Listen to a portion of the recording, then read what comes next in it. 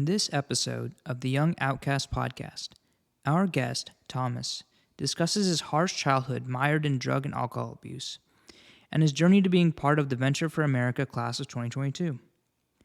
Thomas shares a candid account of his struggles with ADHD, homelessness, and personal health issues that led to a path of self-discovery and life transformation. This inspiring conversation covers valuable takeaways on overcoming adversities, the healing power of solitude, and the role of mentorship in fostering personal growth. Offering crucial insights on standing up for oneself, developing meaningful relationships based on shared values, and acknowledging one's truth. This enlightening episode is a beacon of hope for anyone standing on the precipice of their own personal battles, ready to rebuild and grow. Awesome. So, welcome, Thomas, to the Young Outcast podcast. Really excited to have you on here. Thomas is also a fellow VFA fellow. So if you watched the previous episode, Yeah. you learned a little bit about Venture for America or VFA, and that's how we know Thomas. He's in our incoming our class of 2022 for VFA, and he's a dear friend, I would like to say, and really excited to have him on the podcast. It's our full pleasure to be here. So really, we are super excited to explain and unpack your story. So Yeah, it's really great to see you guys come in and put in all this work. I know you're really inspired to do this, and it just warms my heart to be a part of this. And I'm honored that you invited me onto your podcast. I'm really looking forward to our conversation, seeing where this goes, and then also watching kind of your guys' evolution as your podcast grows as well. and like to kick off, like we are trying to unpack your fallen rise journey. So we know that like you went through a lot. You're very like your life was very full of things, and we want to have the real you today. So it's a safe space, and I want like to really share the amazing things that you went through your life. Yeah. Well, I mean, So except for the people who listen to the podcast, right? so if you need to give like a big picture snapshot or like start to give us like a breakdown of like the chapters. Yeah, I mean, I guess we could start off with just childhood. I suppose that's a good place to start because that's where a lot of our uh, personality and our environment affects us the most is in childhood. I had a pretty tough childhood in terms of kind of growing up into a environment where, or I guess being born into an environment where there was violence and drug abuse, and so that really framed a lot of things for me, just because it put me in situations that maybe other people aren't used to. And so my dad was addicted to crack cocaine and alcohol, and my mom dabbled in different drugs, but and don't like not trying to shame my dad here. I love him. He's recovered and doing great and taking care of my grandma and everything. But when he did do drugs, he was an abusive person, and so I kind of grew up in that environment where there was fighting, and this is before I was even really old enough to comprehend those things. But it led to just behavioral patterns within me that continued to lead things down and spiral down the wrong path. So at a very young age, I acted out. I resorted to violence with my own issues. I had anger problems, and I was born in the '90s, so that's a big era of ADHD. When ADHD started really being diagnosed, especially being diagnosed with stimulants and amphetamines in particular. Uh, so at a very young age, I was diagnosed with ADHD, and I was medicated on Ritalin. And they gave me 90 milligrams of Ritalin a day, and that's crazy. Like now, they would not do that, but back then, it was more of I guess they were still figuring things out, and it ended up like putting me in the hospital uh, when I was a little kid. Like, and then come to find out, I was actually allergic to Ritalin, so they switched it up to different medications. And it just kind of led to this path of, me acting out, going to counseling, going through these behavioral things. I was even sent to a hospital at one point in time as a young age. And it just led down this path of me really thinking something was wrong and that I needed some type of medication for it. And then that led to like self-medication, hanging out with the wrong people, doing the wrong things. getting introduced into those harder drugs, into crime, and really kind of exploring from there, and and spending, the time I was about 15 to 25 in that cycle of crime and violence and drugs. So that's kind of a snapshot of um, the fall, essentially, where things go down. And then after that, a bunch of things happened throughout that time that we'll get into as we go into this podcast. But from the age of 15 to 25, I ended up meeting what I called the vampire on your guys' discovery form. And this was a really beautiful older woman that I ended up becoming in a relationship with, getting in a relationship with. And that kind of elevated my ability to access drugs, do different crime, and just get into things I really shouldn't have been into. And she was a, like, fairly well connected person in that kind of lifestyle. So I got introduced to all these things. We spent this whole decade. I built a lot of things up through drugs and crime and these types of things. Not like I'm a big time player or anything like that, but I ended up losing it all to the same thing, where I ended up selling everything I had earned selling drugs for drugs to use. I ended up homeless and going through things over and over, losing everything dozens of times, moving from place to place to place, getting evicted, um, you know, abusing drugs, living at hotels, getting kicked out of the hotels because I couldn't afford that. So I'm out on the street with my clothes in a pillowcase, putting them in a bush until I find somewhere else to go. And then eventually, after enough suffering, I had a defining moment in my life around the age of 25. And this is where I'm going to be really vulnerable. And I hope you guys kind of, again, will pick into these and dig in more detail as we get into the podcast. But for the snapshot, I think this is important. I usually, I don't tell this to everyone unless I think it would help, unless I think there's a benefit to sharing my story. And oftentimes, our most vulnerable moments aren't as flattering, right? But we got to try and be authentic. And so I'm going to go ahead and share my story of when I was 25, I was diagnosed with herpes, HSV2. And that means down below, where HSV1 is up top, right? Luckily, I don't have anything up top. So that's good because people can see that, right? But that was the moment in my life, the first time in my life as a man, that I took responsibility for my actions and outcomes. I'm not sure what you're talking. I'm sorry. So herpes is a sexually transmitted disease. Yeah. Okay. Yeah. So it occurs. It's pretty common. One in It's the six most people. common STD. Yeah. Okay. So one out of so a little bit of her history about that real quick. It's like the most common STD, right? It's like HIV. HIV is like the worst. HIV S- is like leads to AIDS, and it yeah. usually was fatal. Now HIV positive people have a lot of medication and things that they can take care of to stay alive. Yeah, there's a lot of new stuff out there. But herpes is like the most common STD. And if you want to, like, generally speaking, 1 out of every 6 people have it. 1 out of every 6. And then if you get into the age group of, 16 to 25, you're looking at about like 1 out of every 1 out of every like 4.5 or 5 people have it. So it becomes more prevalent in the younger, more sexually active groups. And so it's really common. And in the grand scheme of things, that was probably the best one that you could get, right? If you think about like syphilis or, Gonorrhea, chlamydia. gonorrhea and chlamydia, you can get rid of those, but like syphilis can be really bad, and if it can lead to a lot of things, and AIDS also, like we just spoke of. There's a lot worse things you can get.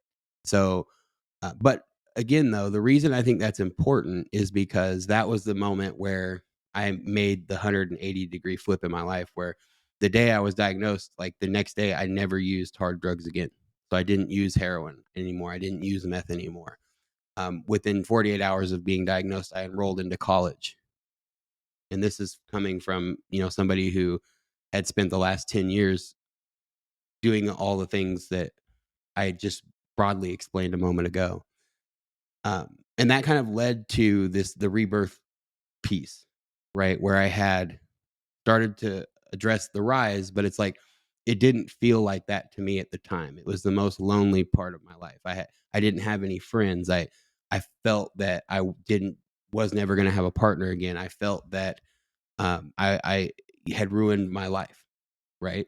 And I had to come to terms with a lot of things that I had done, that and admit to myself and to others that I was wrong, and that was really hard and it was really lonely. But through that, I really came to a better understanding of who I am as a person and started to chip away at discovering what my values were that all these years of drugs and crime and all these things have covered up over time. And so as things went on, I started going to college and meeting new people, getting into things, realizing that there's happiness and joy in the world still, realizing that like a lot of people have what I have, realizing that I can help other people who might have that as well just by talking to them and working with them, coaching with them through that process. And then I also learned that there's a whole world of things that I never knew existed when I lived from 15 to 25 on those same, 15 city blocks doing the same thing for 10 years in a row. So it really opened up a new world for me. And then, I graduated college with honors, kind of made up for dropping out of high school and all that stuff. I summa cum laude, top of my class. Um, really proud of that, put a lot of effort into it. And then I joined VFA and met a bunch of like-minded people because that's kind of somewhere I'm trying to develop in my life, my network. You And want to give one liner about VFA because and why you joined VFA just to contextualize? yeah, so again, when I graduated college, I knew that um, one of the biggest things that I lack in my life is that network. And like I said before, I'm still, I cut when I was in those 10 years, that decade of hell that I created for myself. I had a bunch of friends, and some of them were actually friends, but they weren't good people, right? And then not that they were trying not to be bad people, it's just the things they did. So I had to let all those people go, and it's taken a while to kind of develop new friends. And so I joined VFA in large part because it put me around young, talented, inspiring individuals who are trying to do something better for themselves and to create things and put it out into the universe and serve others. So I felt that it was a really good opportunity for me to develop that aspect of my life. Thank you so much for sharing. Yeah. I know like Rohan is eager to follow the frame of like fall and rise, so I'm gonna let him do that. But like as I feel it's very powerful, and thanks so much for sharing everything. Yeah. Like why are you today so vulnerable, and like what's in the reason why you were sharing all of that in such a honest, transparent, and clean way? Yeah, it's a good question. And a lot of people, especially like for example, if I'm talking to somebody who's been an addict, right? And I tell them I used heroin and meth for 10 years and then I stopped. And they're like, "Well, did you go to rehab? Did you go to AA or NA?" And I'm like, "No, I just stopped." Like, how did you do that? Right? Because if you've been there, then that's very difficult to do, especially with no support. Like there was a spiritual change in my life when I was diagnosed, right? And I sometimes when I work with people, I often tell them that, my diagnosis saved my life in a lot of ways. Because if it wouldn't have been that, what would the universe have had to have delivered to me for me to finally get that change? Would it have been HIV? Would it have been, the death of somebody I really cared about? What would it have taken if it wasn't that? So, but the reason I am vulnerable or willing to share in certain circumstances is because deep down inside, nobody wants to live a lie, right? Live a lie. To live a lie. We don't want to go, we don't want to go, like we want to share who we are with the world. And when we don't, it creates like cognitive dissonance within us. It creates a disconnect. We're not able to be authentic and share who we really are. We're having to bury things deep down inside of us. We're not dealing with trauma or issues that come up in our lives. And so that's one of the biggest reasons I'm willing to share my story, especially on a podcast like this, because I feel like, in a lot of ways, I felt like an outcast, right? And I have gone through the fall, and I'm in the process of rising. And I think that, like I say, nobody wants to live a lie. So I want to be able to share my truth in a way that is meaningful and impactful for others. And I feel like only sharing your own truth, like you're able to connect with yourself. I feel like if you don't like accept your past and like connect with it. I mean, it's what it is. Like the important is what you can do like from today to tomorrow. Like what happened is just something that like in a way like has shaped you, has created new awareness, like knowledge, wiseness. So Yeah. so I like, I love a lot like the perspective that you're bringing to Yeah. the And table. then a couple of other things too. When you begin to live in your authenticity and you speak your truth, no matter how unflattering it may be at times, what you have a really big possibility of happening is finding the people that you're supposed to connect with, right? So if you don't speak your truth and live in your authenticity, then you're never going to attract those people into your life. And so you could be sitting on this pain that is hard for you to discuss and bottling it up, or you could be expressing it in a positive way to attract the people that you're supposed to meet. And that's what another reason why sharing your true authentic story is important, because the people who hear it, who resonate with it, are going to be attracted to you, and that's going to be the people that you can really connect with. And then one more thing about like the vulnerability piece, because this is actually one of the things I had for, if you ask me what are any big pieces of advice, is one of them is being able to tell your story and be authentic and share things that, especially the things that aren't the greatest and sexiest things to share. Is that sometimes I heard this from a lady one time on a Facebook clip, and it really resonated with me. She was like, for the longest time, I wouldn't do public speeches because I didn't feel like I was ready, right? But then one of her mentors told her that, well, what if you at 10% readiness can help somebody get to 100%? Yeah, that's very profound. You see what I'm Like, saying? I 100% agree. And like, a lot of this stuff, this is a lot of themes that happened in the first podcast when we were talking to Theo, his journey. Mhm. A lot of the stuff that happened with him was like he just really his like motto at the end. We it's like a thing we're trying to start right now. At the end, just give us a one sentence, one thought idea that summarizes your experience on the podcast and your like life experience and like what you live, words that you want to live by. And his words were dream big and start small. And that's exactly what it is, what you're talking about, right? Like you being here, this is the first step on a lot of things that you can really share and help people with, right? And this conversation I think is really valuable for us because it's awesome to hear from somebody who's gone through all these terrible experiences in their lives and like come out of it. And it to me it's like if someone can do this, like all of this, and have the strength to come out of this and be in this situation now where you are like with us, like a great friend, um just like like our problems aren't the worst thing, you know what I mean? Right now when everybody's going through their own fall, they feel so alone, they feel so they just feel alone and they don't feel like they're able to communicate or really figure out their problems.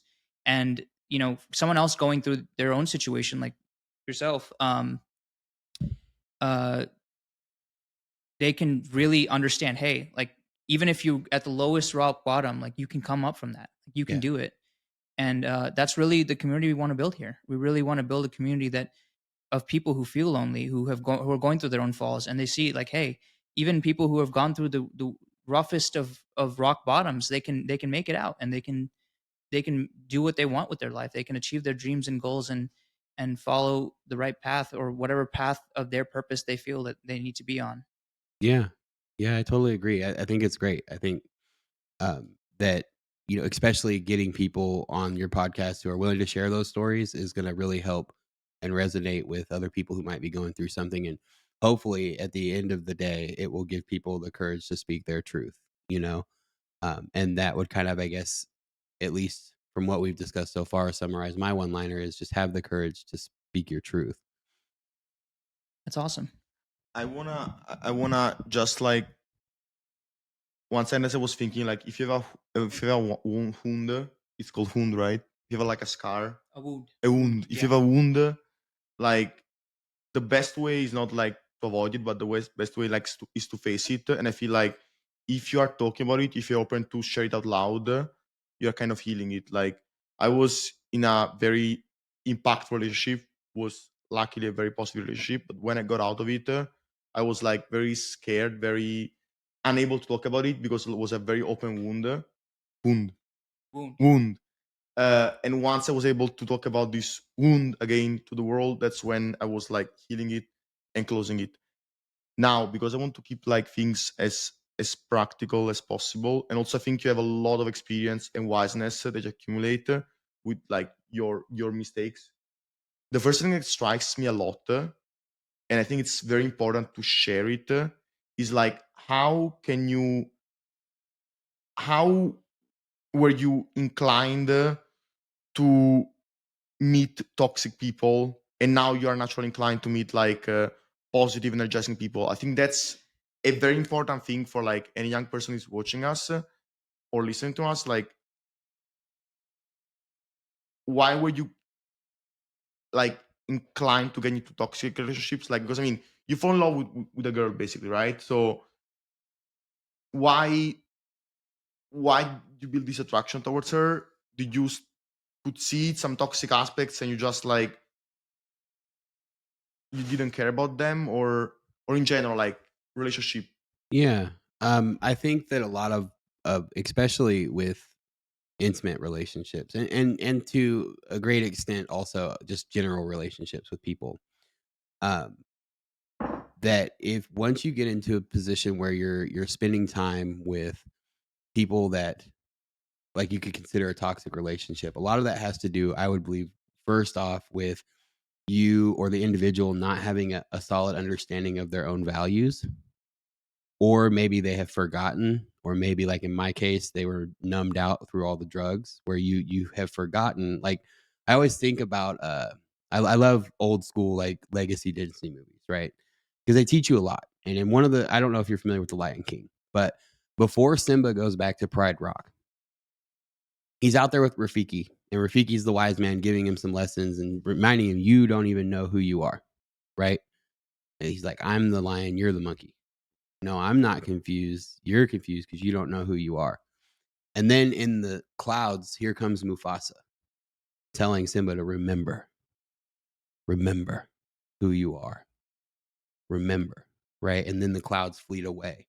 And that was a really impactful scene for me in a movie because that's where I believe the beginning of spending time with people you know deep down in your heart and soul, um, that you shouldn't be. And sometimes that numbness or that clouding becomes so great that you don't even realize you shouldn't be spending time with them, and their toxic traits don't seem so toxic because you've become used to them. These types of things. So that's the first part. The second part I think would be confidence. We especially men, we put on this game like we're confident, you know, and we, you know, if we can get a couple of things that society says that we should have, like a chick that's attractive and you have great sex and you have fun and these types of things, then you're willing to overlook a lot of things that, you know, you wouldn't otherwise, right? And then also you're not confident enough that you could get something better. So I think that's another part of it too, especially when it comes to relationships. And then thirdly is just like I mentioned earlier, is like you just get so used to certain patterns of behavior that become numb to them. But if that you don't even realize that it's wrong anymore. You get used to being yelled at or being hit. Um, and in some ways, you kind of cling to that because you know I forget which maybe the Stockholm syndrome, something like Yeah, that. Stockholm syndrome. Yeah, where abusers the abused like cling to their abusers. A lot of pimps use this psychological method to like keep their girls and things like that. So I think that's another part of it. And that can happen to girls or to guys, right? So I think those three things combined are what really lead to people entering into and staying in toxic relationships. One quick thing to pick up your words, like, did you know who you were?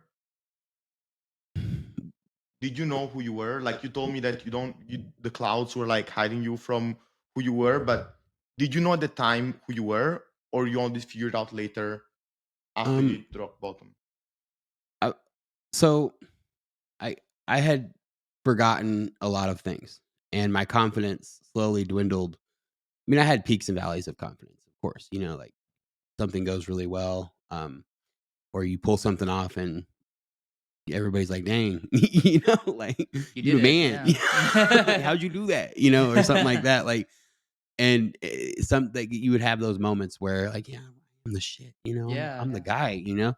And then other times, you come home and get beat up by your girlfriend for no fucking reason, and you feel like crap. But in a lot of ways, no, I didn't feel like I knew who I was at the time. However, I was always a highly conscientious person, and I reflect on things a lot, even to a fault sometimes. I think it's like a gift and a curse because I'll reflect on social interactions especially, and I know nobody else is even thinking about it, but me, I'm, like, going over certain things hundreds of times in my head.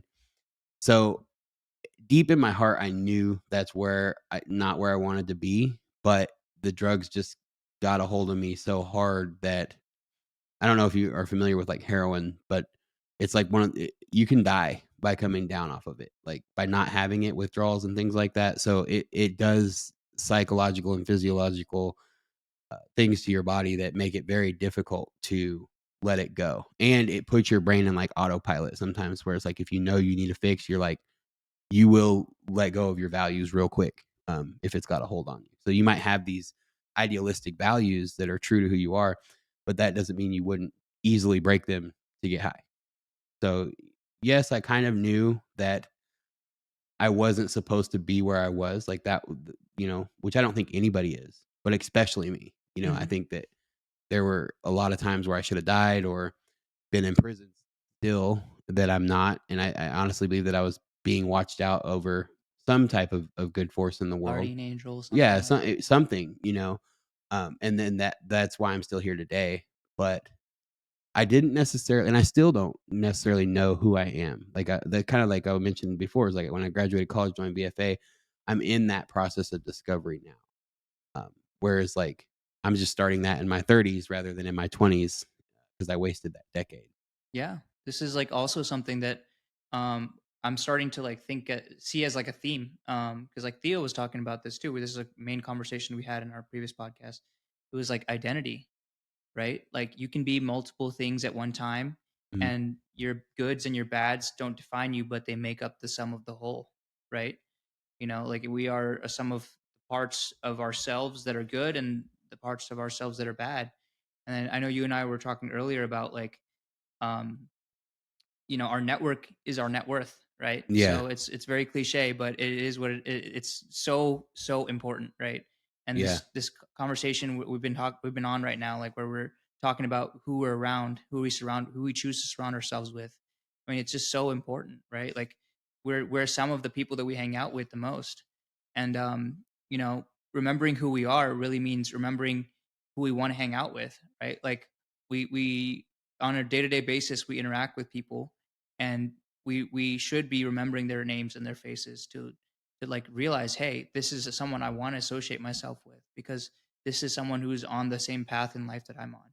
And I think that's like one of the main, you know, themes and goals of this podcast. Like, trying to piece together who are you? Like, what is your identity? Like, as an outcast, you're someone who feels that your identity doesn't match with other people's identities, which in fact is kind of ironic because we all of our identities as outcasts are common. We all feel loneliness. Like we all feel yeah, like we're dejected and we're not part of a society that like loves us or wants to take care of us, right? But to be honest, like it's ironic because at the same time we all found solace in our loneliness. Like we all found like each other in our loneliness, right? So yeah. And it's funny because it kind of, um, like, we're all feeling that type of way, but for a different reason. You know what I mean? Like, so there is an ability to bring us together based off of that sentiment of like, maybe you don't feel like that now, but maybe it was in the past, right? Where you feel that you just didn't fit in, and you had a really rough, lonely time. I want to ask a question because I think your experience is like it's super valuable. Like talk about like loneliness versus like creating your network, that is your net worth, which are some red flags of people, at least in your personal experience, that you should not get in touch with right now, and that you shouldn't have gotten in touch back at the times.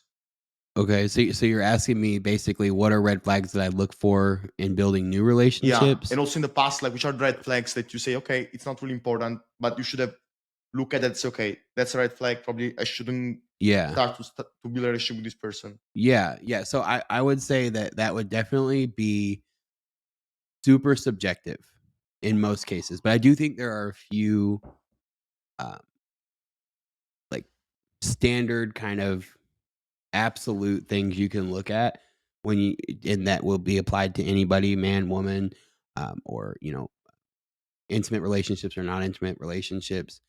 One of the things that I look for, and this is even back in the day, like because even when I was in like hell, those that decade, um, like I still didn't like I was in around a bad group of people, but I hung out with uh, people that were fairly decent in that crowd, if you will. Like they did bad things. Don't get me wrong, Degree of but like, severity of their like but mistakes. but like maybe they had a little bit of honor, or they had a little bit of style, and like. But the biggest thing that I look for is do their words and their actions match up? So if people are talking a big game and then they never come through, or it's never what they say it was going to be, that's a huge red flag. People who talk too much and don't come through. What's the big game? What's the So, big like, game? let's say they say, "Oh, I can do this, that, or the other," or "I do this and that," or "I have this and that," or "I can get you this and that," or whatever. They're just talking about things that they're obviously embellishing the story, taking some literary license into what they can actually do and who they actually are. That's a big red flag for me, right? Because that just shows that people aren't that they don't have integrity. They aren't what they're presenting as. And I'm not saying that everybody should just be 100% real all the time and tell everybody their full story, this and that. I'm just saying that when people talk big game and don't come through repetitively, that's a huge red flag. Another one would be that they are not willing to give into the relationship, whether this is intimate or not. Like if you're the one always picking up the tab, if you're the one always driving the car, if you're the one always making the phone calls, if you're the one always setting everything up. And that's with regular relationships and intimate relationships. Like it shouldn't be like that, especially when it comes to your peers. We talked about this a little bit before the podcast, like the rule of thirds, where, an ideal state would be a third of the people you hang out with are your peers. The other third are going to be people who are beyond you and who are your mentors. And then the other third might be a group of people that you're mentoring and trying to bring up. And so when you're with your peers, then you definitely want there to be reciprocity and exchange back and forth. And then, when you're talking to your mentors, you might be taking a little bit more. And when you're talking to your mentees, you're giving a little more. So you kind of have to balance that spectrum, if you will. But in general, even if you're mentoring someone or investing time into someone, if they're not coming through with their end of things, my aunt worked at Vallejo, which is a drug rehabilitation center in my hometown for like 20 years. Okay. And she has a simple rule: never invest more into someone than they're willing to invest in themselves. And so that's like that kind of same concept of that's a big red flag if you're the one always having to put in the work. And then I guess the next one would be that subjective piece of just um, every step you take in the direction of understanding who you are and what your values are, then you'll want to find people who align with those core values. I'm not saying that they agree with you on everything, but the core value that because you could have two people who have vastly different opinions on the same topic, but their core values are the same. And so you want to find people who match your core values. And it's not necessarily a red flag if they don't, but it's just going to be problems because they don't have the same code of ethics or honor or relationships that you do. So those would be my three big red flags that could be spread out across any relationships for any person. I'm trying to look at these three red flags, like in our like in this moment as of now, and I feel like they're super applicable.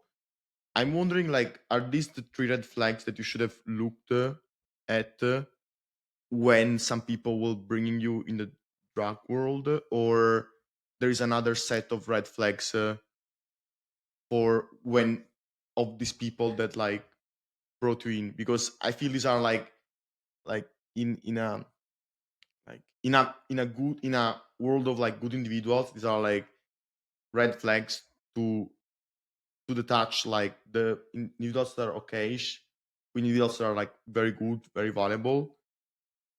But back in the past, like, which were the red flags that you need to be careful about? So you wanting me to like tell you the street hustle of who you should hang out with and who you shouldn't? What's Is the street that hustle? What do you like mean? you're wanting me to say like back in the day when I was doing maybe not the right things, what were my red flags? That's compared to a more generalized. Yeah, because my goal, like, I'm thinking like who can watch us. Like, I imagine like our like audience, like young people, like in high school, in college, and so like I feel these are red flags that are very important, like in the adult life, or if they are like in a very like in a good world. But I feel like there are some like higher priority red flags that you experienced because you got in touch with like people that brought you in very bad situations. So Yeah, I mean, I think a lot of it comes down to I think like just you have to pay attention to people's behavior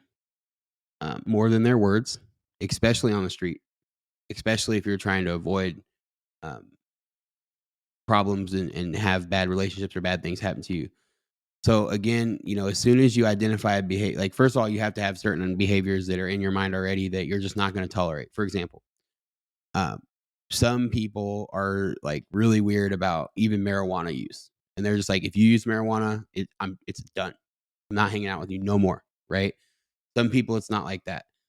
But I would definitely assume that I would say that if you find out anybody's doing heroin or meth or these harder drugs like PCP, anything like that, or involved in any type of even mid-level or even low-level crime on a regular basis, um, just don't hang out with them.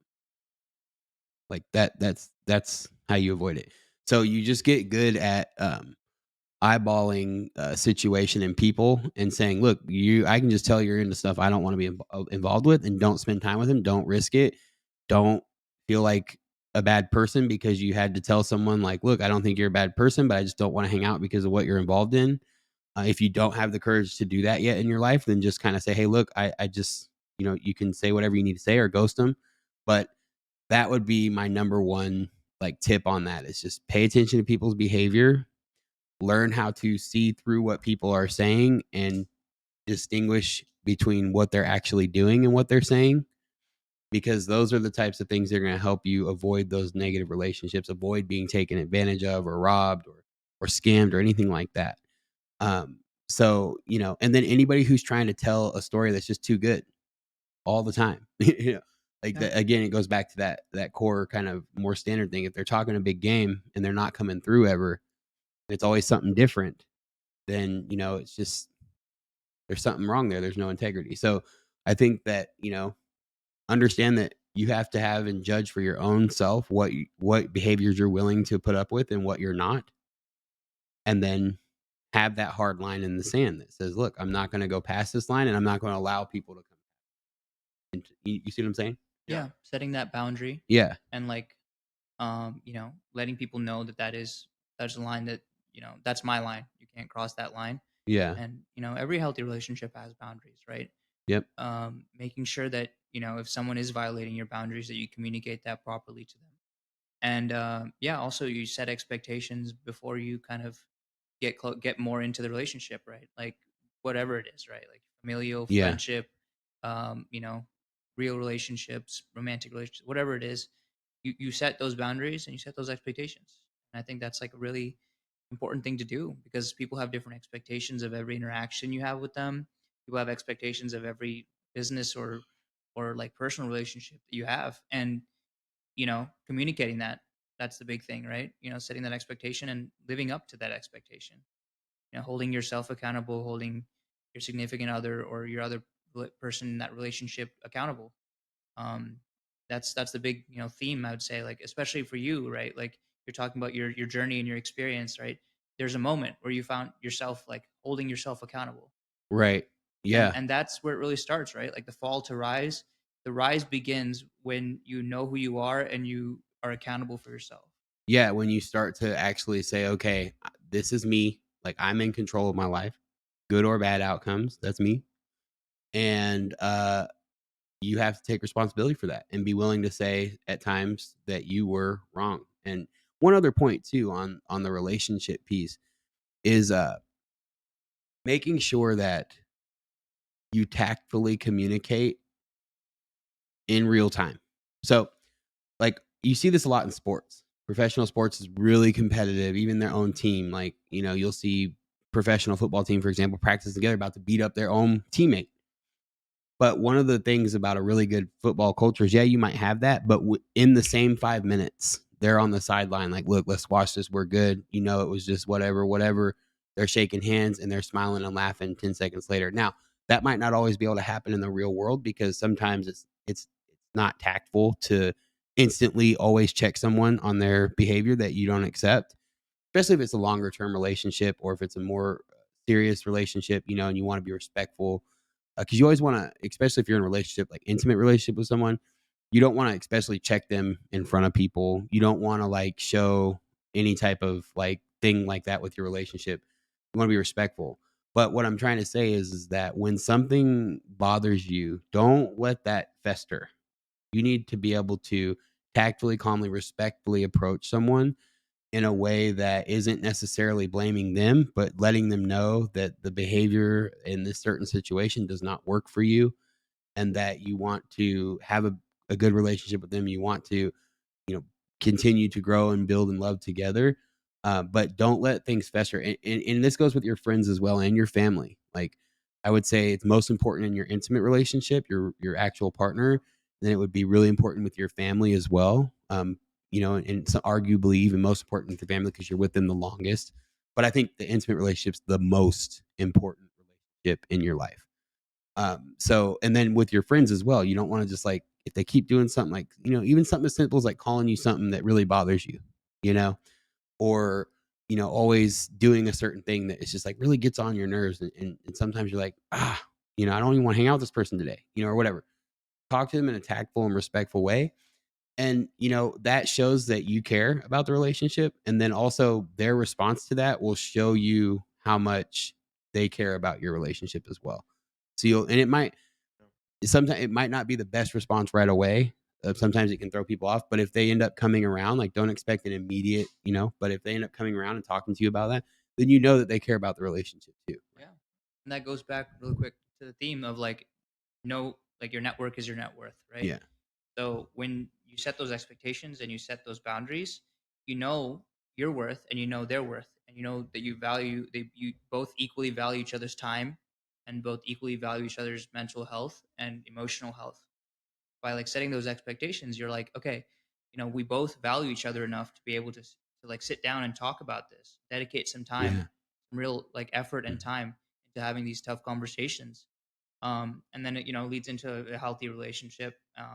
Obviously, relationships like our life have like their own falls and rises, right?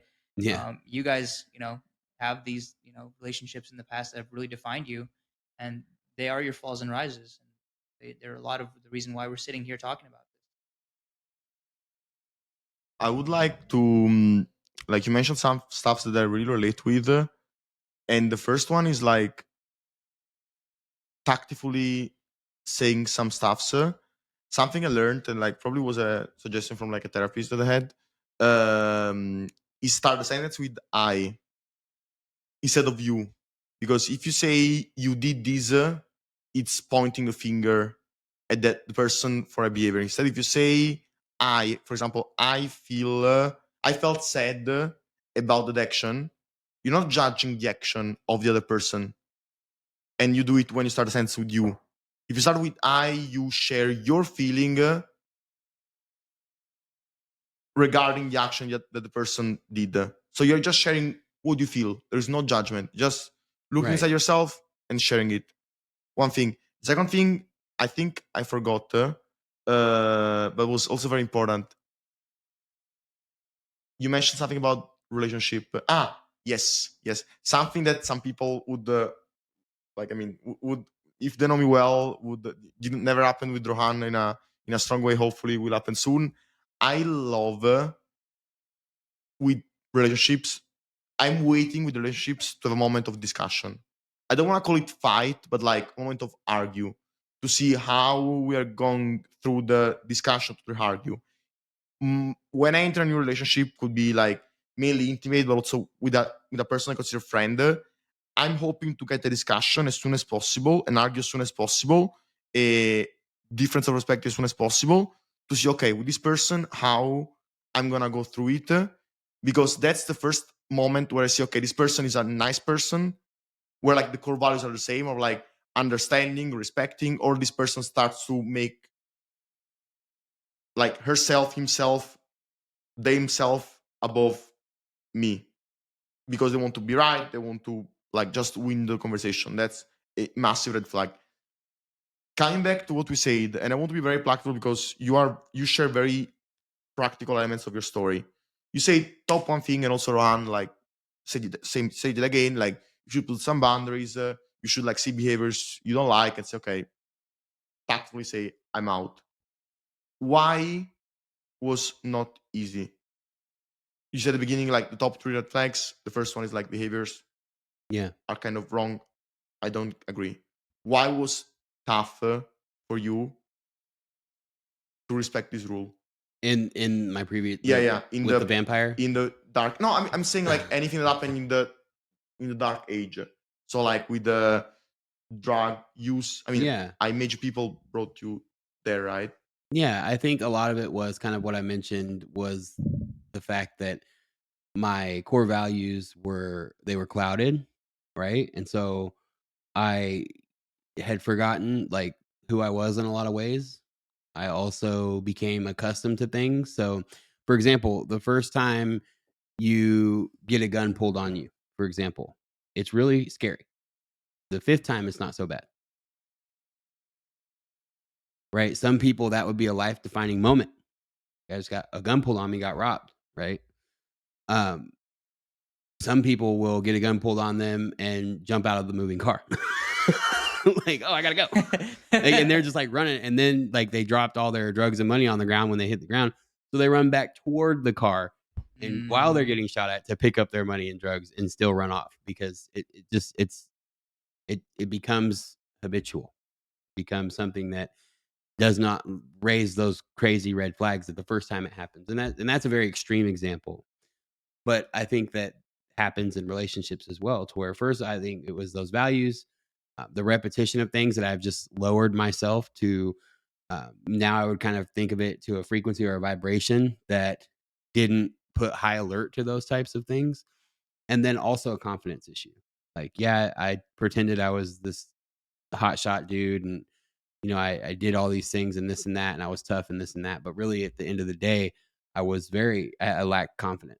And I mean, at times I even struggle with that to this day, where and that's the root for especially. Well, I wouldn't say especially, but at least from my perspective as a man, if you're not confident, you're going to come into a lot of problems, especially with women, because you're going to accept things that you otherwise wouldn't if you were confident. So I think that was a big part of it. In terms of me not being able to follow those rules in the past. Whereas like now there's just certain things like I had a beer with a buddy that I'd known from back in the day who had also recovered. And this was a couple years ago. We went to a bar, played some pool, had a beer, good time, you know? But throughout the night, he mentioned to me that he's like, man, I've been really struggling financially. I'm thinking about selling some coke, How? like selling some cocaine. Selling some. Okay. And I was like, dude, I gotta go. I mean, to me, it was in my mind, the first thing I thought, like somebody from like that knows me from being like a youth mentor or in the community might be in this bar and hear us talking about this and say something to some of my mentors that would just, really break their heart, break my heart. And I'd have to explain the situation. It wouldn't have been a big deal, but it's the fact that like I have a reputation to Mm. uphold now. I don't want to be associated with people who talk about that, especially in public. What the hell are you thinking? So these types of things I just left instantly. I didn't talk to him again for like 6 months. And then, I ended up letting him know, like, hey, can't talk about that stuff anymore. I just don't, that's not me, you know? So like now I have that confidence and I have those standards, like that frequency, that vibration has rise to where now I'm like, no, I'm not going to accept certain behaviors that I know are wrong. And I'm going to ensure that I'm willing to do whatever that needs to be done, regardless of the situation, to not be in those situations. Yeah. I think it takes a lot of strength to notice that too, right? To finally make that change, to finally say, "Hey, I love you, man, but like I can't be associated with you. Like I cannot be your Yeah. friend if you don't have the same core values. If you're willing to Right. do these things and go back to the life that, that we had in our fall and our rock bottom, like I can't join you on that journey. Like you're going Yeah. to have to go on that journey by yourself." So like I really want to, applaud you for that. Like that's a lot. It takes a lot of strength, and it's still something that I feel like I kind of fall into these days. Like, whether it's good or bad, like following some friends along to do something. I don't want FOMO, fear of missing out. I don't want to like not be at something and not like miss out on something.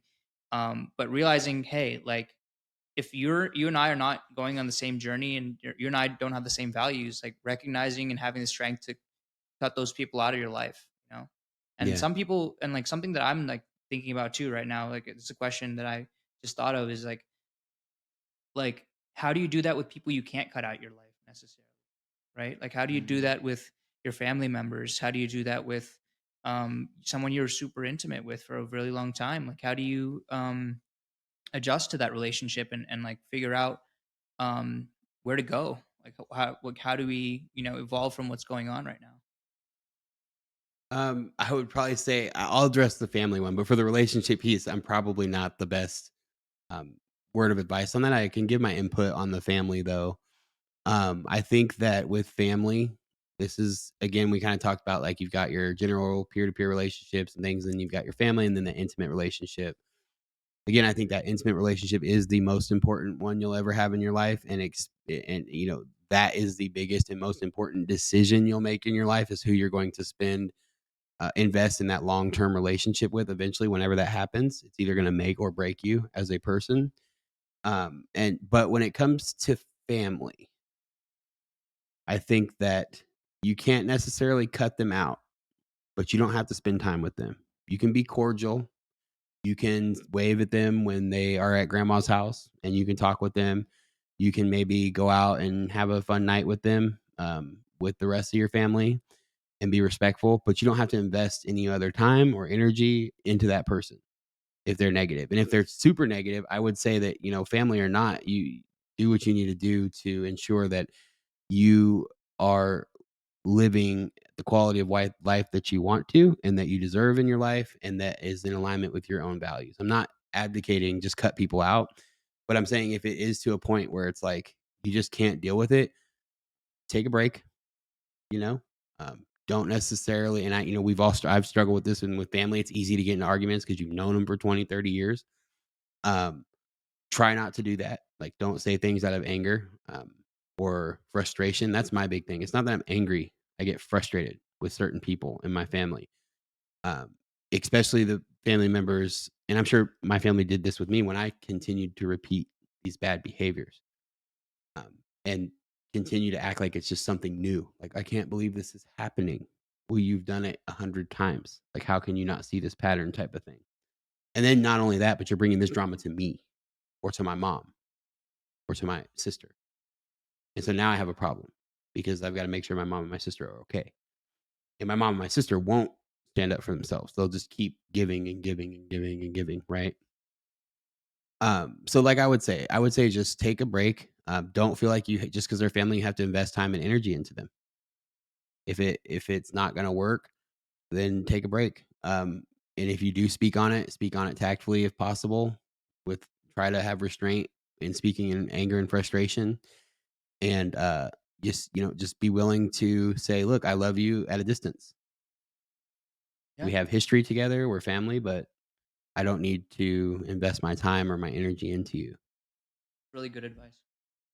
I have a curiosity because I mean I know you, and I also just before like we were discussing about like how can improve like a group of peers that we're managing, and you mentioned the word mentorship, so like helping people like when they are early stage and you're more advanced in your path. Mhm. And so I know it's controversial, like of course like it's a very like everyone can have his own opinion or her own opinion.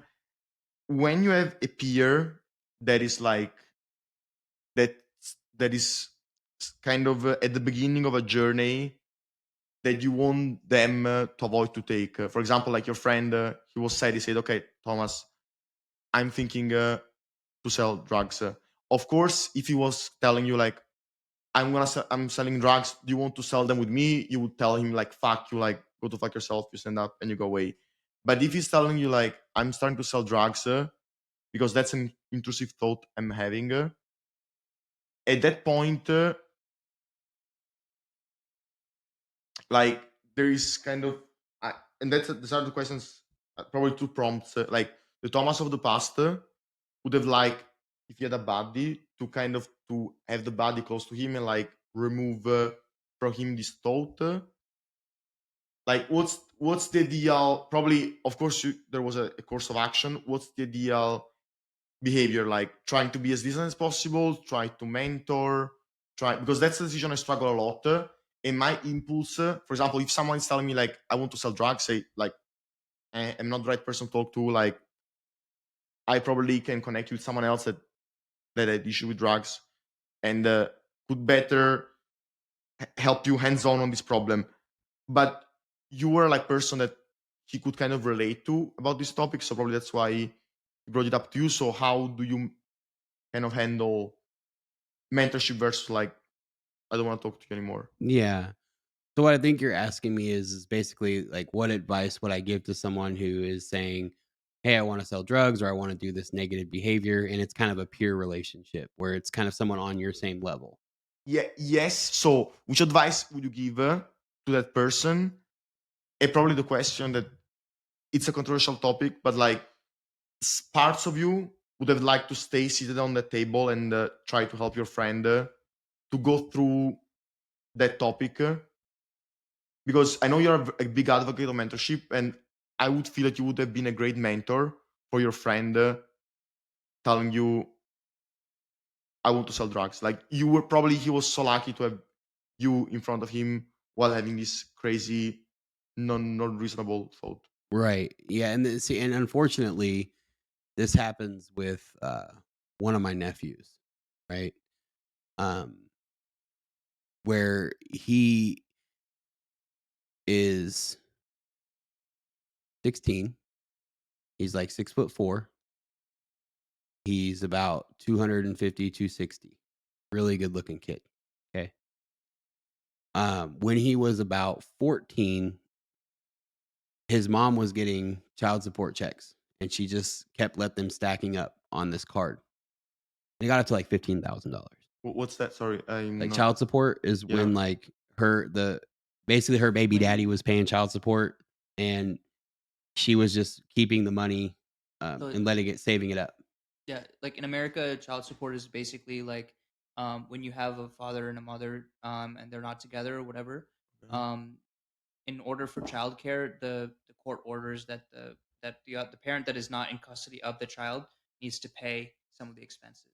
Right. Okay. So Yeah. they're required by law to cash a Okay. check to the other parent for childcare expenses. Right.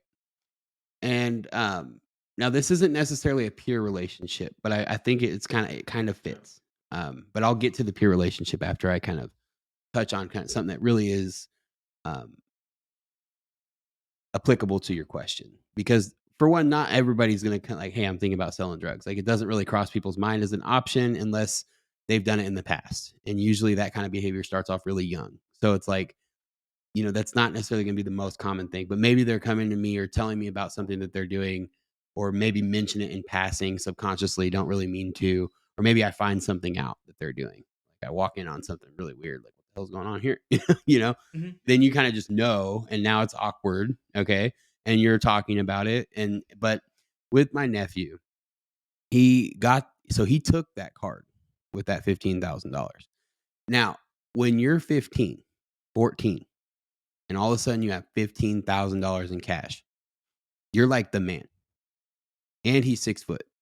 And he's good looking, right?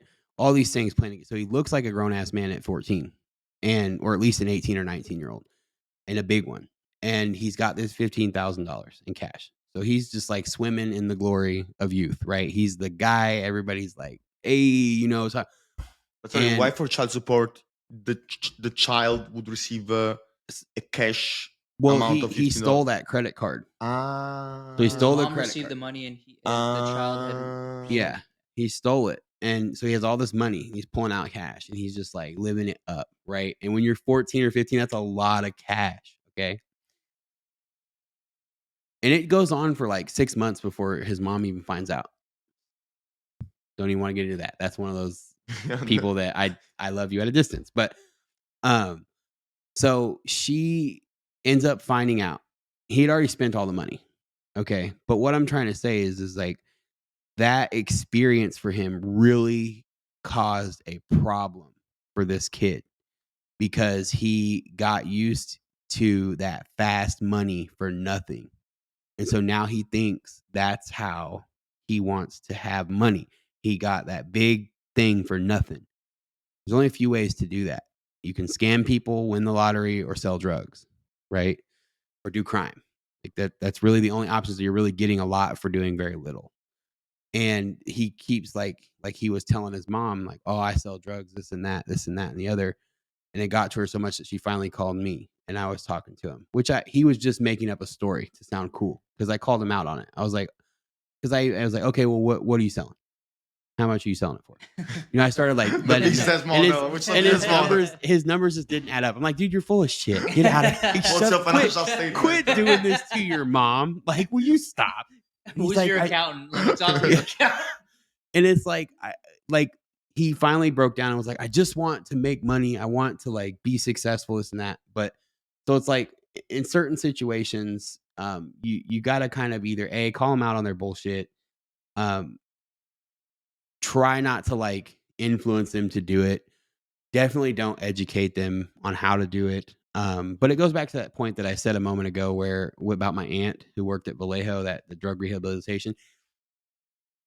At a certain point, there's only so much you can do. If he's going to sell drugs, he's going to sell drugs. Like I'm not going to be able to stop him. Just like nobody could have stopped me until they're ready to stop, until enough suffering happens in their life that they fall. And so sometimes you just have to let people go. Or like, they say, you just have to let the pages of the book unfold on their own for a little bit to let someone get into a situation that will spark in their mind a willingness to receive a message that could help. Because until that point, you can't say anything to them, especially when you're 14. Yeah. You're the man, you do this and that, you know it all, this and that. You're not going to be able to break through. And then from the peer relationship side, though, it just depends on that friendship. Like if a lot of times, again, call them out on their bullshit. Like, shut up. Like, what are you talking about? You know what I mean? You aren't about to do that. That's not you. Or, just do what I did with my friend in the bar where I was like, all right, man, I got to go. Because I knew he knows what he's doing. It's a phone call away for him to do that. And I just looked at him just like I'm looking at you now. And I was like, all right, man, well, I got to go. It was nice to see you. But you didn't you felt like your friend was like kind of asking you, hey, tell me some reasons why I shouldn't do it. And like, because I mean, of course, like your mind, I don't know, I can relate, like, let's say, I don't know, okay, I have a topic in mind. Like if your friend tells you like, okay, I feel, I don't, maybe it's different. Maybe you call me out if it's different. I want to, I don't know if on YouTube they allow us to publish, but I want to suicide. Can we say that? Or YouTube? If you say, if I want different, to you give an example of Yeah. like you wanting to unalive yourself. To say unalive. Unalive. Okay. So you want to, so your friend tells you like you want to unalive yourself, and maybe you know that you struggled with these kind of topics. Is it like, why does this friend is telling you? Because if a friend tells to me, I would have imagined that he wants me to tell him some reasons or her some reasons to not do that. So like that's my feeling. That's Yeah. what I would Yeah. This perceive. this one kind of hits home because um well, one of my best friends died of overdose, but I believe honestly that it was an intentional overdose where he did too many drugs on purpose. Um, and the night that it happened, he was reaching out to me on my phone and asking me questions, saying, "I'm really struggling. I don't know if I can do this anymore." You know, and the last message that he sent me like probably 5 or 6 messages within the span of maybe 20 minutes. This was like 2 a.m., maybe 1 a.m., something around there. And the last message that he sent was probably like 100 question marks. Like, where are you? You know, and I was doing meth in a closet at my grandma's house. You are doing math in a Yeah, I was closet. smoking meth in the closet at my grandma's house instead of helping my friend, you know? And that was a really tragic experience for me. And it didn't set in until um, I saw him in the casket. So I saw him in the casket, it broke down. It was tough, you know? What's good about me, though, one thing I enjoy, I know it's terrible to say enjoy, but like the way I experience grief is very intense for a very short period of time. So for probably 30, 45 minutes, I went into a room at the funeral home and just laid on the floor and cried and let it all out and asked for forgiveness and let it go, you know? And I hadn't experienced that any more grief after that point. But what I'm trying to say is like, especially with the suicide thing, that's something that I promised myself. Cause like at that time and in my mind, like I used to think people who like, let them do it. That was my mindset. Bye. If you're going to do that, do it. I thought it was weak, right? And I still do think it is the most selfish thing someone can do. And I don't think it's right, and it goes against every ideological and principle that I stand for. But I understand that people go through suffering differently. So, and because of that experience with my friend, I would definitely reach out. But I would even take it the next step further and contact like their family and potentially even the authorities, especially if it was a minor, right?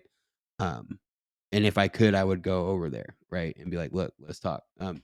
But but again, some of that is you got to contact their relatives, so that way you can get some type of external authority involved, whether that be the police or some type of hospital that they need help, right? And so that's where I would go with it is that you got to make that call. If they were reaching out to you about, and that's going to be tough because you're going to betray their confidence, right? Yeah. So because they're going to tell you something, and then if you call their mom or if you call the hospital and you're headed over there, you know, and They you thought that you like, the they could conversation with come you to was a you in safe private, and space. it's going to Yeah. cause a big issue. Like it will. If so, I mean, you got to be prepared to you're gonna you're gonna take the heat for that, you know, and you could potentially damage the relationship to where it can't be repaired um, because you betrayed confidence. So it's hard. It's hard to say, but definitely would take action. Either calling family, calling the authorities, being willing to go over if you can, and trying to make an attempt so that way you don't wake up with 100 question marks and a dead friend. Yeah. I'm really it was a really moving story, man. I'm really glad you're able to share that. I think a lot of people have faced this, right? Like a lot of this kind of like, personal struggle with people around them who may be thinking about unaliving themselves or are facing really difficult problems in their life. And I really applaud you for being super authentic on, explaining the situation. Like I can't imagine what that's like.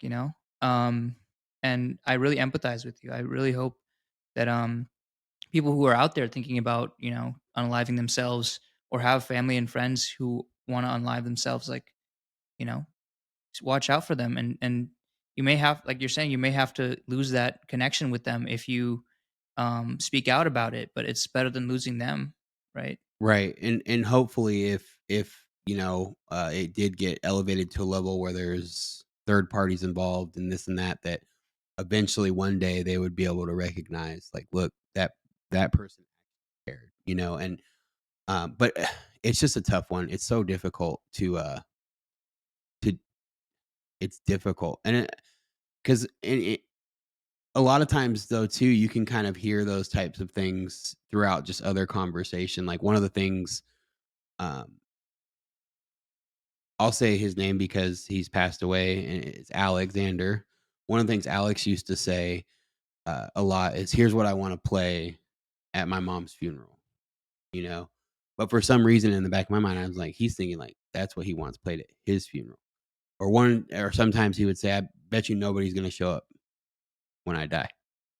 But he filled up a Catholic church, and it was just really sad. And that's one of the things his brother said, and I would try to speak life. But he was also not the easiest friend to have. But he was a good, very loyal, very loyal friend, to a fault. But it's just a tough situation. And sometimes another thing I would say, and something that helped me kind of cope with situations like that, where it's like you want to mentor people, you want to help people, but you always have to go back to that fundamental principle of can't invest more into people than they're willing to invest in themselves. You can't do for more for people than they're willing to do for themselves. And sometimes bad things happen and there's nothing that anybody can do about it. It's like your desire to help, noble as it may be, isn't always going to work. And you just have to learn how to Deal with that. navigate those things Yeah. and just be okay with the fact that you can't save everyone. You can't fix things for everyone, and try to do what you can when you can and work on yourself, and things will end up being okay. Yeah. And to kind of like wrap up that conversation and also give my input on Davide's question. Um, in that situation where somebody is thinking about going back to the life that you guys had previously, you're in that bar, your friend says that thing. Um, it's it's like really hard to know when you should be trying to mentor somebody versus you should be trying to you should be trying to like correct somebody versus like you should be trying to be a part of be away from them. Like those Mm, two things are very drastic 180s of each other. But I think like it depends on the situation, right? In that situation, your friend knows the consequences. Like he's been through that life, right? Like he has been through that, and he's a recovered addict. Like he has gone through the situation. He knows the consequences of going back and selling the drugs.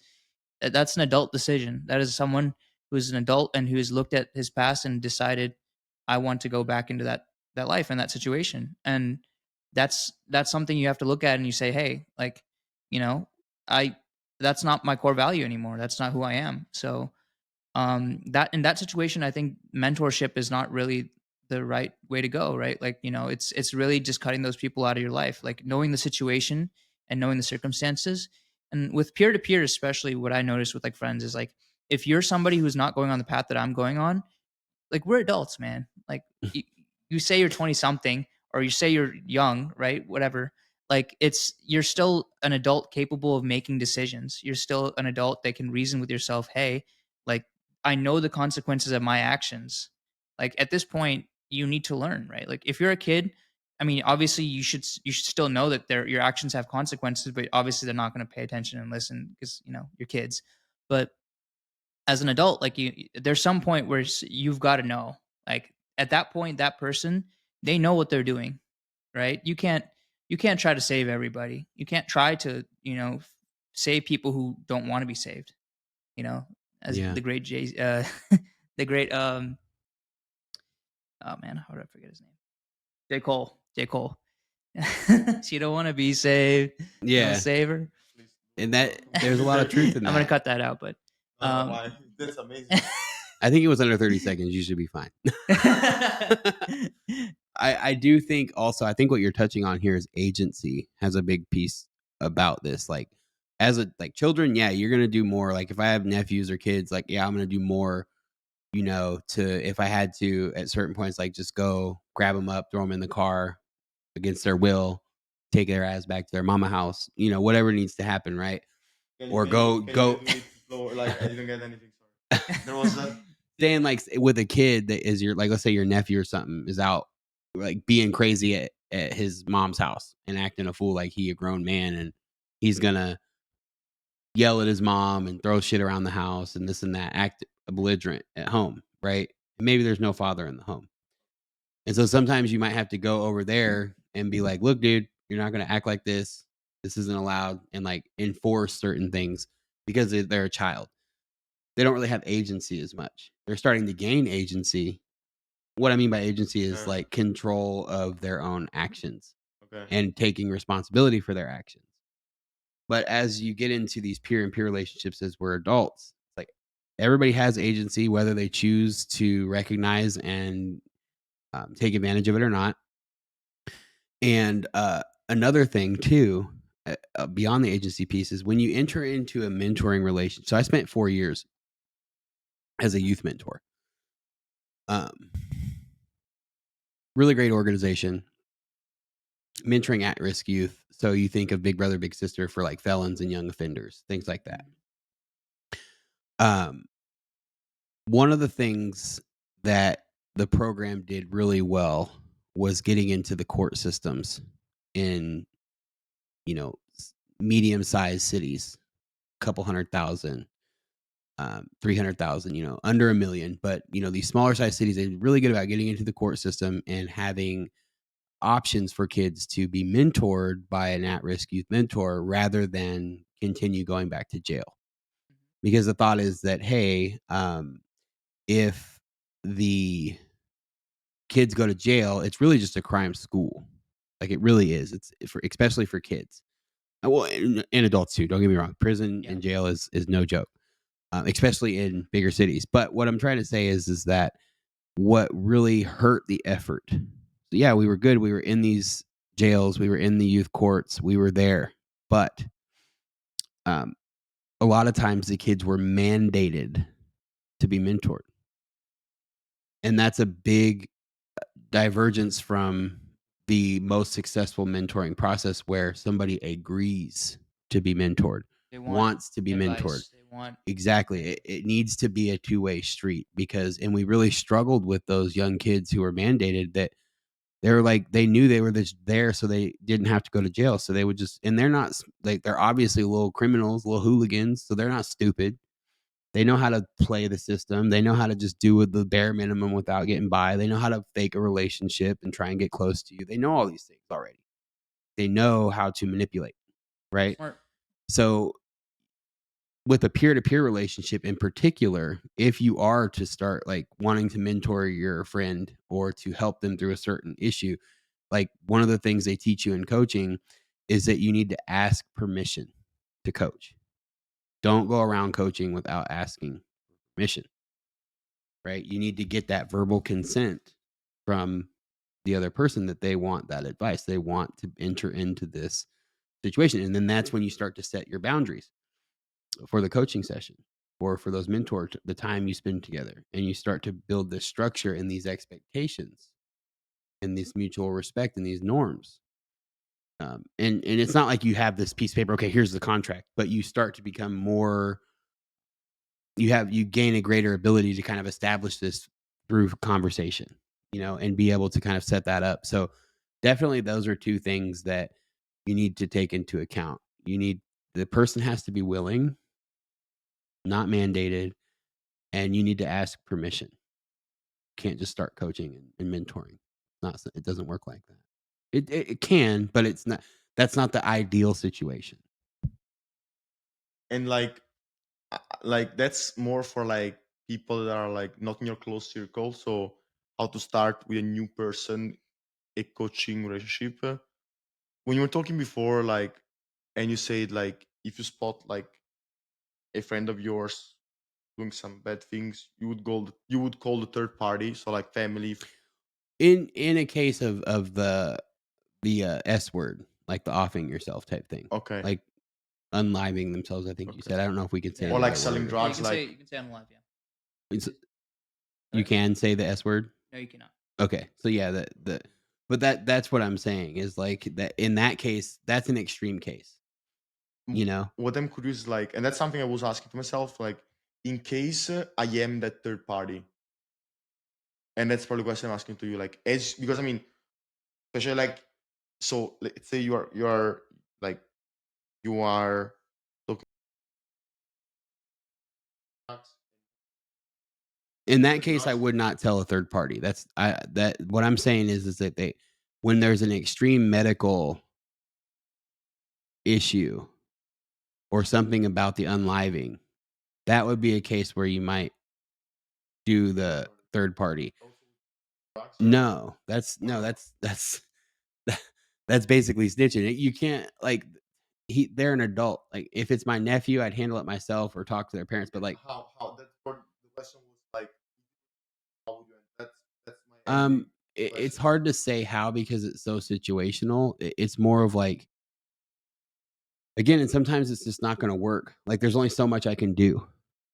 Like I said earlier, there's only so much I can do. There's only so much I can say, and unless they're open to the message and willing to receive it, then it just can only go so far. So it just depends. I don't think there is a set standard way to approach somebody, maybe a youth who wants to get into that lifestyle. But here's what I will say: I think that the best thing that you can do, uh, again, because it's not going to be some stranger's kid that you're going to get involved in with stuff like this. Like if somebody you don't know's kids start gangbanging, you really don't know, so it doesn't matter. It's not going to come across your register. But let's say you have a family member or, a close friend's kid, and then, you start to see that behavior. The best thing you can do is come at them on their level, learn how to talk to them in a way that they find humorous. Comedy, like being able to make a kid laugh, is really, really good if you can make them laugh. If you have, you kind of know like another good way to interact with kids that are trying to live that lifestyle is through rap and hip hop, things like that. Share music, bond in that way, build some trust and credibility, and then show them that, like, hey, you've been there, number one. And then number two, that you found a way out and that you're successful. So you can start, that's one thing um, that I try to show my nephews, especially the one that we've been referencing, is that like, look, I'm making pretty damn good money right out of college. Like you could go make almost as much money I'm making now with 1 year of trade school. Like you can make a lot of money doing these other things and you don't have to put yourself at risk like that. So showing them other ways, I think, is another big thing because I don't think kids realize like, oh, I was like, oh, you're interested. Like you thought 15,000 was a lot. Well, look at this. You can make 5 times that in a year if you really put just a little bit of effort in, you know? And then you could also pick what you want to do. Like there's not just one option. You can find something, yeah, it's like you can also figure out how to contract so you don't have a boss. You can do your own thing. You just have to build skills, And so I think that's another path to helping in mentoring as well, is just again being able to relate with them. Super important. Being able to make them laugh is a good sign that you're relating with them. And then from there, being able to show them like, look, I've been here. I understand what you're going through. I see, I see that you're living in poverty or whatever. When I was mentoring kids, um, and it's tough conversations. I don't think there's a set script, but relationships, building that relationship, connecting, uh, showing them that you've been there, that you understand them, that you see where they're at, and building your credibility, and then finally showing them like, look at this though. Maybe it's not always you that you're giving them an example of. Maybe it's they have this other thing that they're really interested in, and you could go take them to the library and get them a really small book, or show them a YouTube clip about that person or that topic, about somebody who's come from those circumstances and made it out. So being able to help guide them through example and through plugging them with new resources, sources of knowledge, is going to be a really good way to. I actually we've been having some like really interesting conversations. So I just kind of want to like summarize everything and kind of like connect some ideas and thoughts. Yeah, like you know, the overall theme I think of what we've been talking about a lot is just like relationships, right? Yeah. So kind of like figuring out between these rule of thirds that you mentioned and reference, and I think that's a really cool idea and concept. And I'm gonna do some more research for sure after the pod. on that topic because I think it's really, really interesting. But yeah, like, when you're in your personal life and you're in these relationships, when you're trying to get mentorship or mentor somebody, setting that expectation, meeting those boundaries, those are really, really important. And then also, yeah, like meeting them where they're at. Like that's another topic of conversation.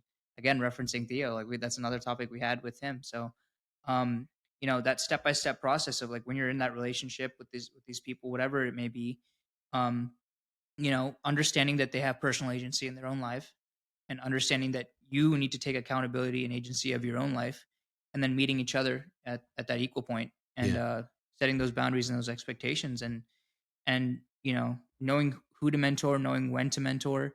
That's also such a really important topic, and that's something that I learned from this conversation. Like, it's a really good idea, and in my own personal life, I'm having difficulties mentoring someone who's close to me, someone struggling, and I've been unable to figure out a way to reach them because having these conversations with them, um, I it sounds like I'm talking at them, and I need to be meeting them where they're at. Like I need to figure out a way to connect and reach them and mentor them, and maybe even like find a way to help them understand that they need my help.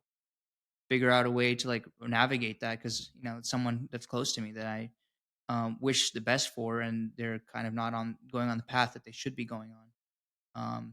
I've seen that, and like people close to me have seen that, and we're trying to figure out a way to get them on that path that they need to be on. So it's been really, really insightful, and really appreciate it. And this summary and connecting of thoughts. If you guys have any comments, like final comments on that. I have like I would like to thank Ron for his words, and I know that there is a little more that we can unpack, just a little bit. Yeah. We talked about like you from like the dark age, so like all these struggles, to you guiding others and being a mentor. And of course, like we're missing a big piece like in the middle, so like the bridge between Mhm. like how you before guiding out others, you could guide yourself out of the darkness. Mm. And so I don't know if you already have like kind of you can tell us like your roadmap, so how you were able to went out of it. And my first question about that is like, did you already have a vision of where you wanted to go, or you just did like step by step? And probably the last question, I mean, these are all prompts like why you consider the the medical condition your rock bottom, because you could have considered other moments rock bottoms, like for example the first time you took any drug, like that could have been a huge rock bottom, but like you said no. But when you had the medical condition, that was your rock bottom. Like why starting from there, and why not have waited another rock bottom? Because I feel you had so many, like you had many in your life. So Yeah. So the first question is kind of the path, the bridge as you mentioned, yeah, like yeah. from the darkness to the light, kind of in a quirky way, like, Yeah, yeah. and then also kind of touching on that. Did I have a vision of where I wanted to go, and then think so, and then if I forget this one too, the second one, please remind me, is the what's this? Why starting to build that bridge from that rock bottom? Because you had several like Okay, yeah, okay, lows. yeah. So Yeah. the second one So is why. yeah. So sorry.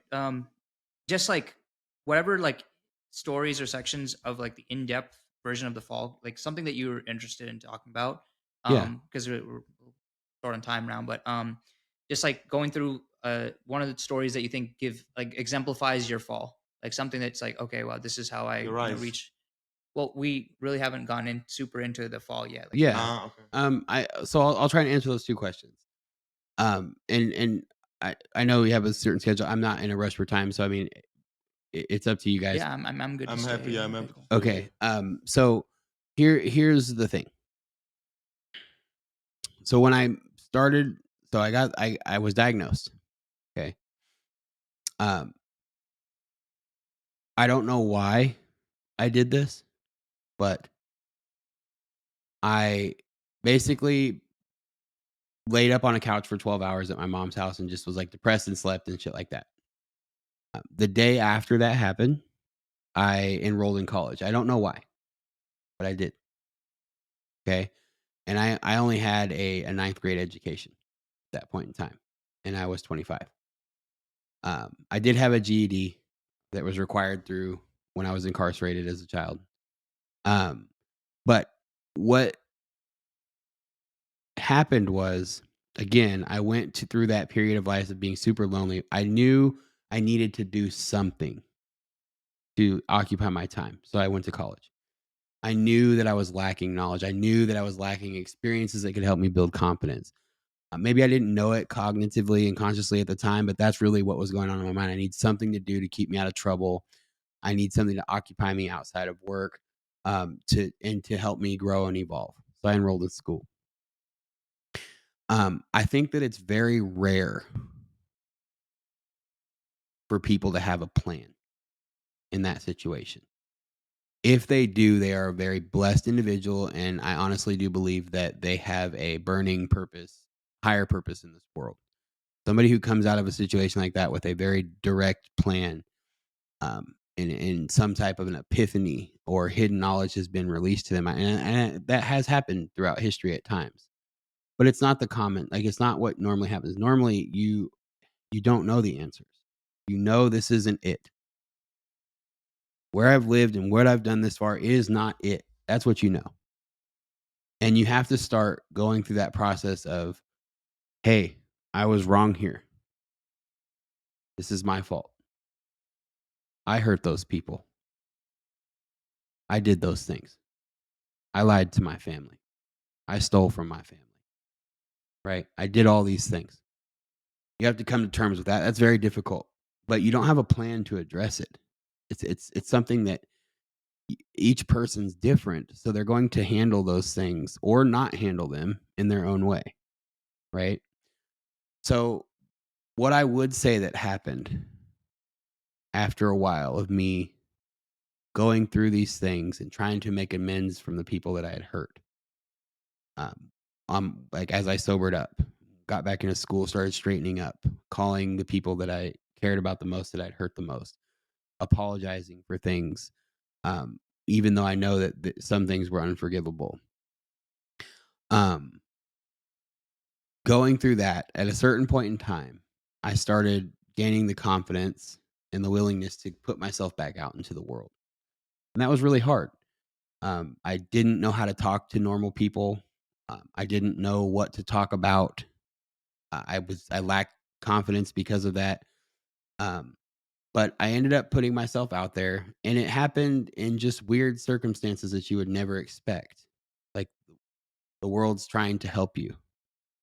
There is a really great book out there that I recommend everybody read. It's one of my favorite books. It's called The Alchemist by Paulo Coelho, I think, or Paulo Coelho. I can't pronounce his name very well, but The Alchemist is a great book. And there is a king that the young Santiago comes across when he first starts his journey. And the king tells Santiago that once you set your mind to something, the world conspires to help you achieve it. Maybe you don't know what that something is, but you know that it's something different. Or maybe you know that you're trying to find something about who you are and what's meant for you in the world. The world will try to help you find those things if you put yourself out there again. And if you do so with a positive attitude, and if you do so from a place of humility and being willing to say, like, hey, I'm going to give this another shot. Really hard, but it will help. So I ended up running into this guy named Hank Hilton at a laundromat, at like a place where you would go to do laundry. Okay. And I was in college, really kind of rediscovered. When I was a kid, I liked to talk about Egyptian mythology, Greek mythology. Then I forgot about all that when I was doing drugs. Well, I like to do it, but I just didn't run across many people who did that.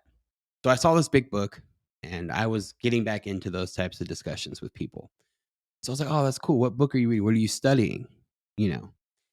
And he tells me it's the Bible. And I'm like, oh, great. You know what I mean? Here we go. But I was willing to sit down and chat with him for a moment about just the theology and the philosophy of the Bible and why he was studying it and like what he's gained from it, what he's trying to do, these types of things.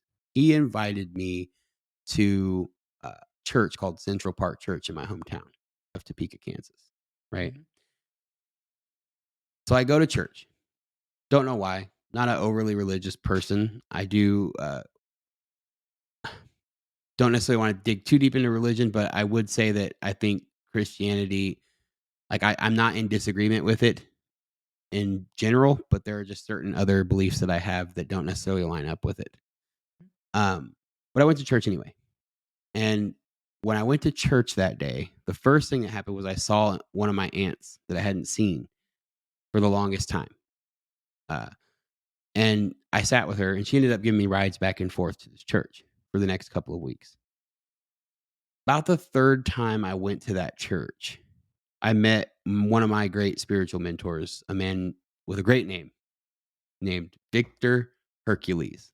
Coolest guy. Great last name. How could you not like this Mentored name? by Hercules. That Victor is pretty Hercules. It's awesome. gonna spark. It's gonna spark your attention. It's gonna command your attention a little bit. And he did a demonstration on the youth mentorship, and he was calling for youth mentors that day. And something in my heart said, I need to talk to this guy after his sermon. So I did. I went up to Victor. I said, look, here's who I am. Basically told him a much quicker version of what we did. Hey, spent a decade doing drugs, recovered. I want to try and help. I think that would help me on my journey. So he started mentoring me first. There was a period in time where I couldn't necessarily pass the background check to serve as a youth mentor. So he took me under his tutelage at that time to kind of prepare me to be able to mentor youth once that time period of time had elapsed from those previous crimes. And it was a great experience. I learned a lot. And even though I was not a youth mentor, I was able to go into adult prisons with him and just watch how he would mentor to those groups. And also sometimes participate, not as much. I wasn't even technically supposed to be there. Um, but he wanted to make sure that he was showing me how to do that. And then also that he was investing time into me. We would talk on these long drives, this and that. Finally, I got my opportunity to start mentoring kids when the time passed. I did some group home stuff. I did some single mentorship with a couple of kids. I did some group mentor, like going and speaking at groups. I won a couple of small like awards, and those aren't important. But the point is, though, that it wasn't that I planned those things. You couldn't plan meeting Hank Hilton, which is the beast of a man, like 6'8", maybe not 8, but at least 6'6", at least 250 pounds, muscle, big dude. And you can't plan that at the laundromat. You can't plan the third time you go to the church that a man named Victor Hercules is going to give a speech calling for people to mentor these kids. So I think and this is another one of the things I was thinking about of if I had a couple of things that I would say as a synopsis for myself of why, like what you can do to better your life, it would be to be willing to put yourself out there and try new things, even though you struck out before. Striking out isn't the end unless you do not swing again. So being willing to put yourself out there, even though you failed, is going to be what, again, like the king told Santiago, the world will conspire to help you find what you're looking for. So hopefully you're looking for something good. So that's kind of my thing about the bridge from the, like, it's like I don't know if you've ever heard the song Hallelujah, Yeah, yeah. where they say, where I love, her last name's Hagel. I love her version of it. I just love her voice, but it's on YouTube. But at one of the verses, she says, it's not someone who's seen the light. It's a long and it's a lonely and it's a cold hallelujah. Like it's not always going to be like people aren't always going to congratulate you. People aren't always going to understand what you've been through, and you're not always going to have a plan or some great vision. Like, oh, I got sober. It doesn't just give you your life path at that point, right? So you've got to be willing to. There's still a lot of work to do. Sobriety only goes so far. There's still a lot of it doesn't.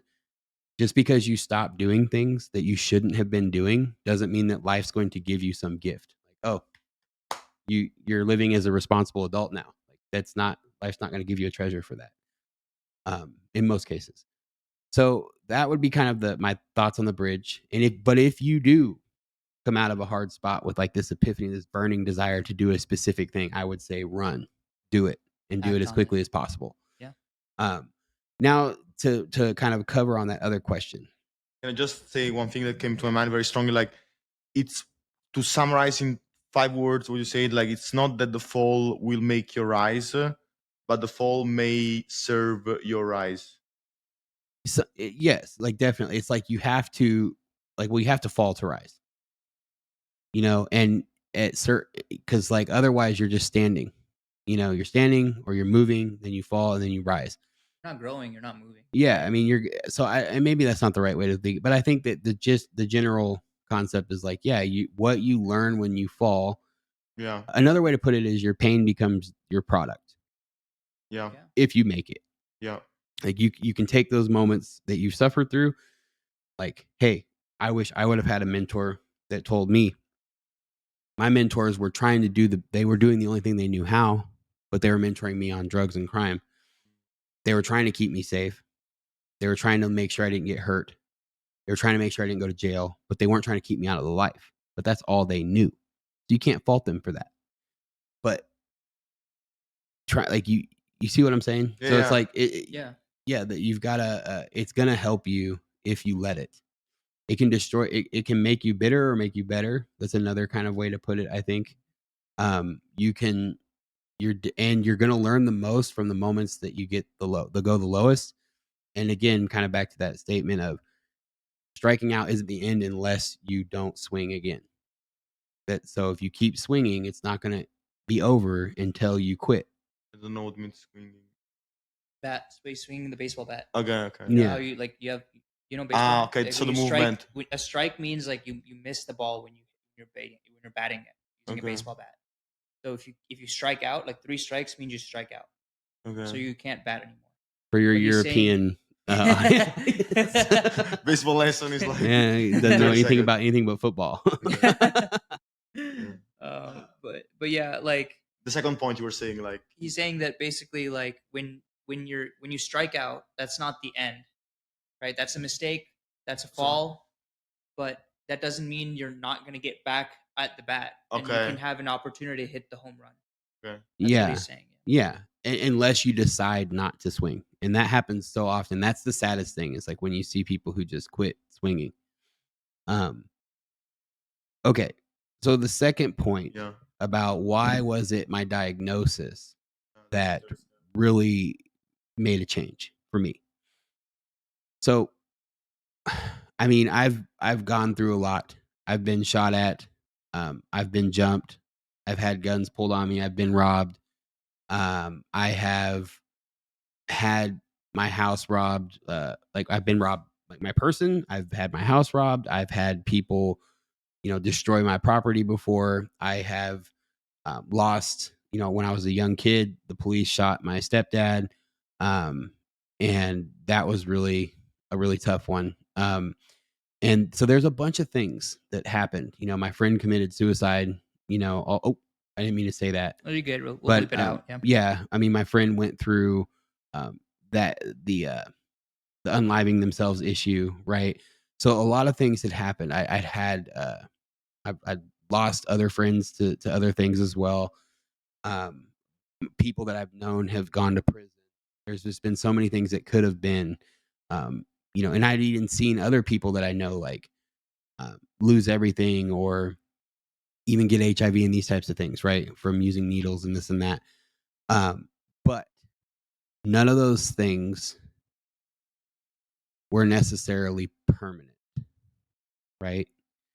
And so when I was diagnosed with something that isn't going to go away and that directly impacted me, and that was a direct result of my actions, that I couldn't really pass that off on anything or anyone else, it really stuck. And it was the first time my health had really been impacted in such a way that was permanent and that could not be reversed.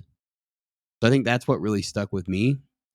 And I really came to uh, realize that, you can't go through life making uh, temporary choices for things that are going to end up being permanent in your life. So having a one night stand could lead to a diagnosis. And so that temporary satisfaction leads to a permanent life. And that's a huge issue. So, but I honestly think that it was just that those things that I mentioned combined that really hit home for me. And it was just what I was blessed with in order to help me change my life. Some people, it's other things, but I think that everybody has those certain things that if they happen are going to turn things around for you. So if they're open to the change, but some people it takes a lot longer, and some people they'll never let it go. They'll never admit that they are wrong. Yeah. Like your frame of mind is wrong, your behavior is wrong, your thought, the way you think is flawed. These types of things, and so hopefully the people who are struggling, they will open their minds up to what the world's trying to tell them, and eventually be willing to admit that to themselves. Yeah. And having the capability to do that is, what makes us outcasts, I would say too, Yeah, right? When you get in that space of loneliness and you get into that space of like, you get to that point where you're able to accept that what you did or who you were was not right. It's not morally correct with the morals that you've now developed, or like, these new kind of concepts that you want to hold, your standards that you want to hold yourself to, right?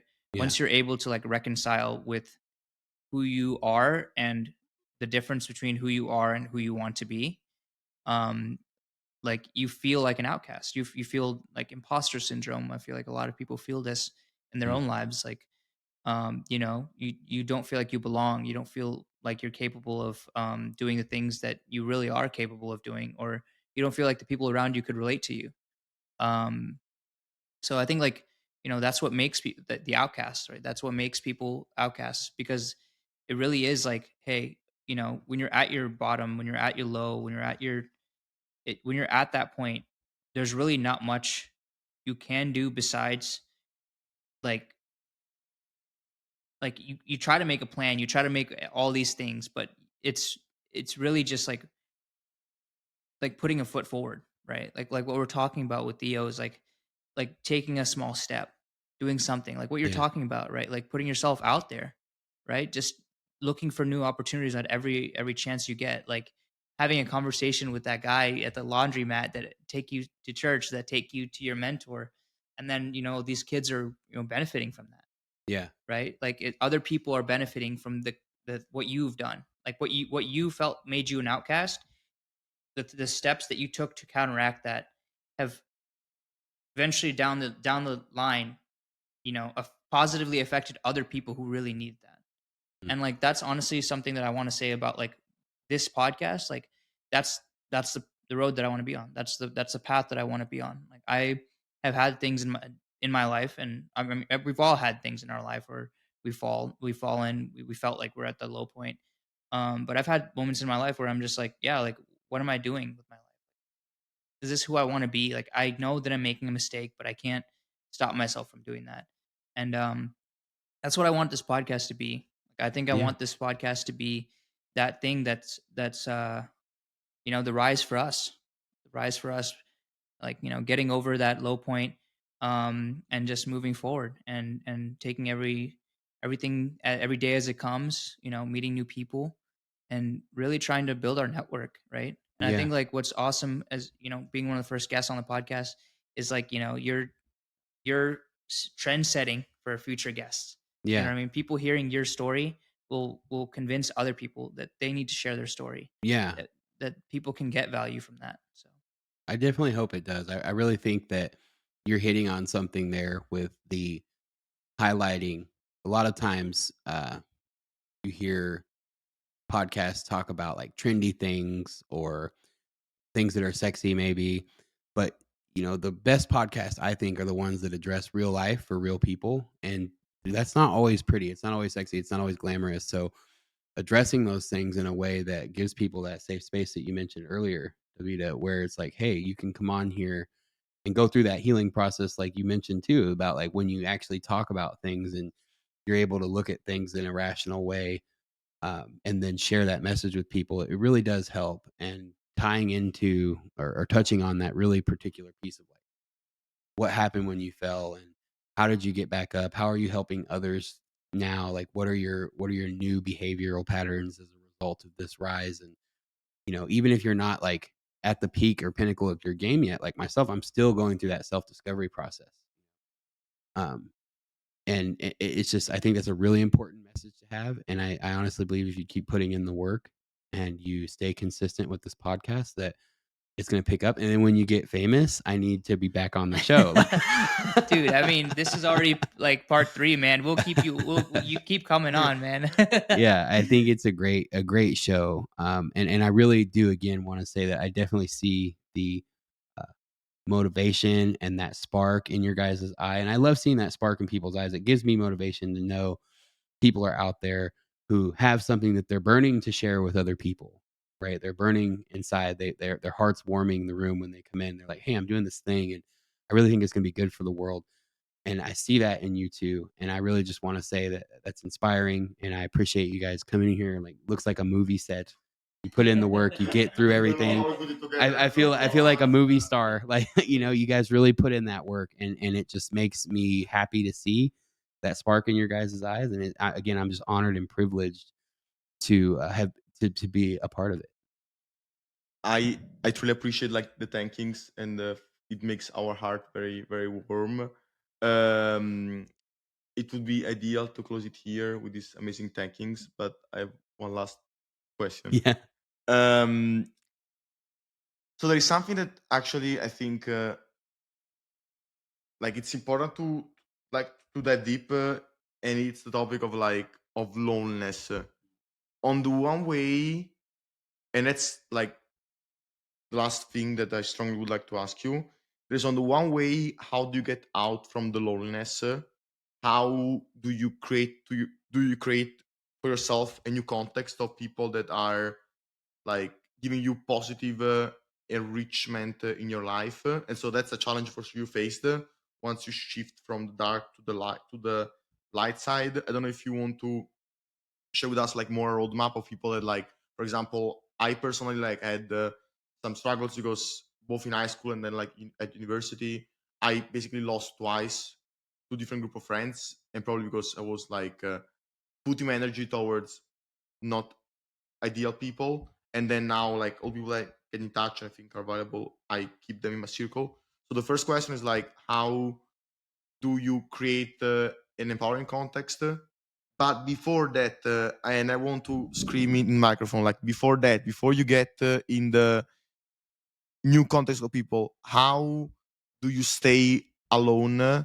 How do you figure out your shit? Because I feel like you cannot enter in a you need the like the loneliness, especially in your case. I feel was so, despite could be painful, could be suffering, but you should have not only a roadmap to how to re-enter in the world, but also a roadmap of how to manage the loneliness that is the pre-period, the pre-phase Yeah. before. So I want to give the word to Yeah. you. So I think what you're asking me is, how do you kind of manage being alone after a new phase of your life? Changes have occurred.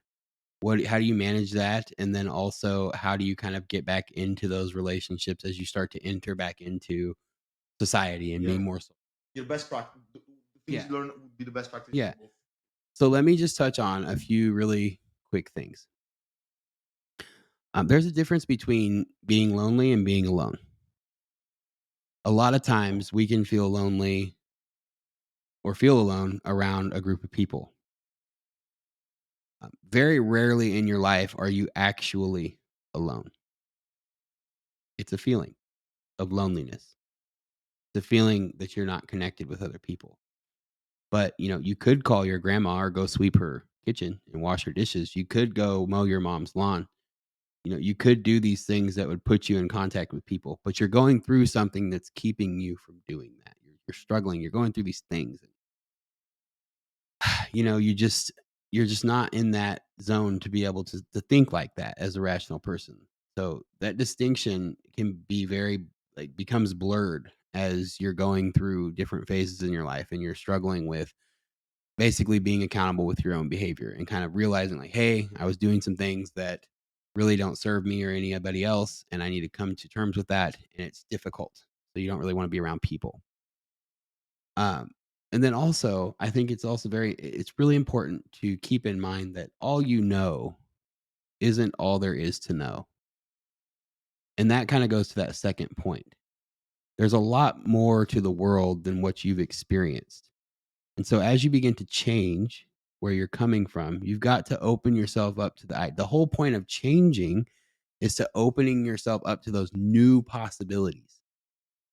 But you can't go into these new possibilities thinking about how you approach things in the past, right? It's not going to work because those mental patterns, those behavioral patterns, those things aren't going to work for new possibilities. And if you approach them like that, then you're just going to mess things up and it's going to, create a negative cycle. So I would say that remember that, and it took me a while to realize this, but remember the difference between feeling lonely and actually being alone.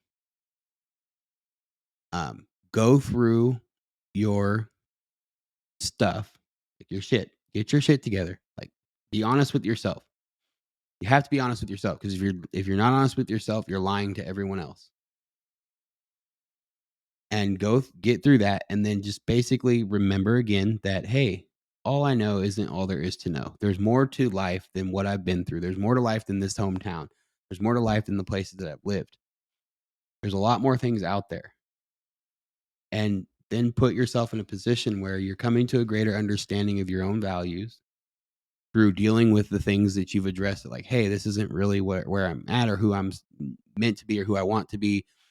You're defining those values. You're coming to a greater understanding. You're dealing with the negativity. You're actually putting effort in, which will give you the confidence to then say, look, I've discovered these new values or uncovered them again. And you start to put yourself out there in the world, being willing to take shots at meeting people and going places that reflect those values that you've discovered within yourself.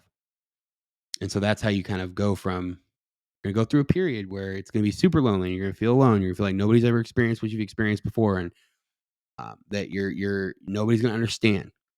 But I guarantee you, there's people who have like been through a million times more shit than you, and still smile and still have friends.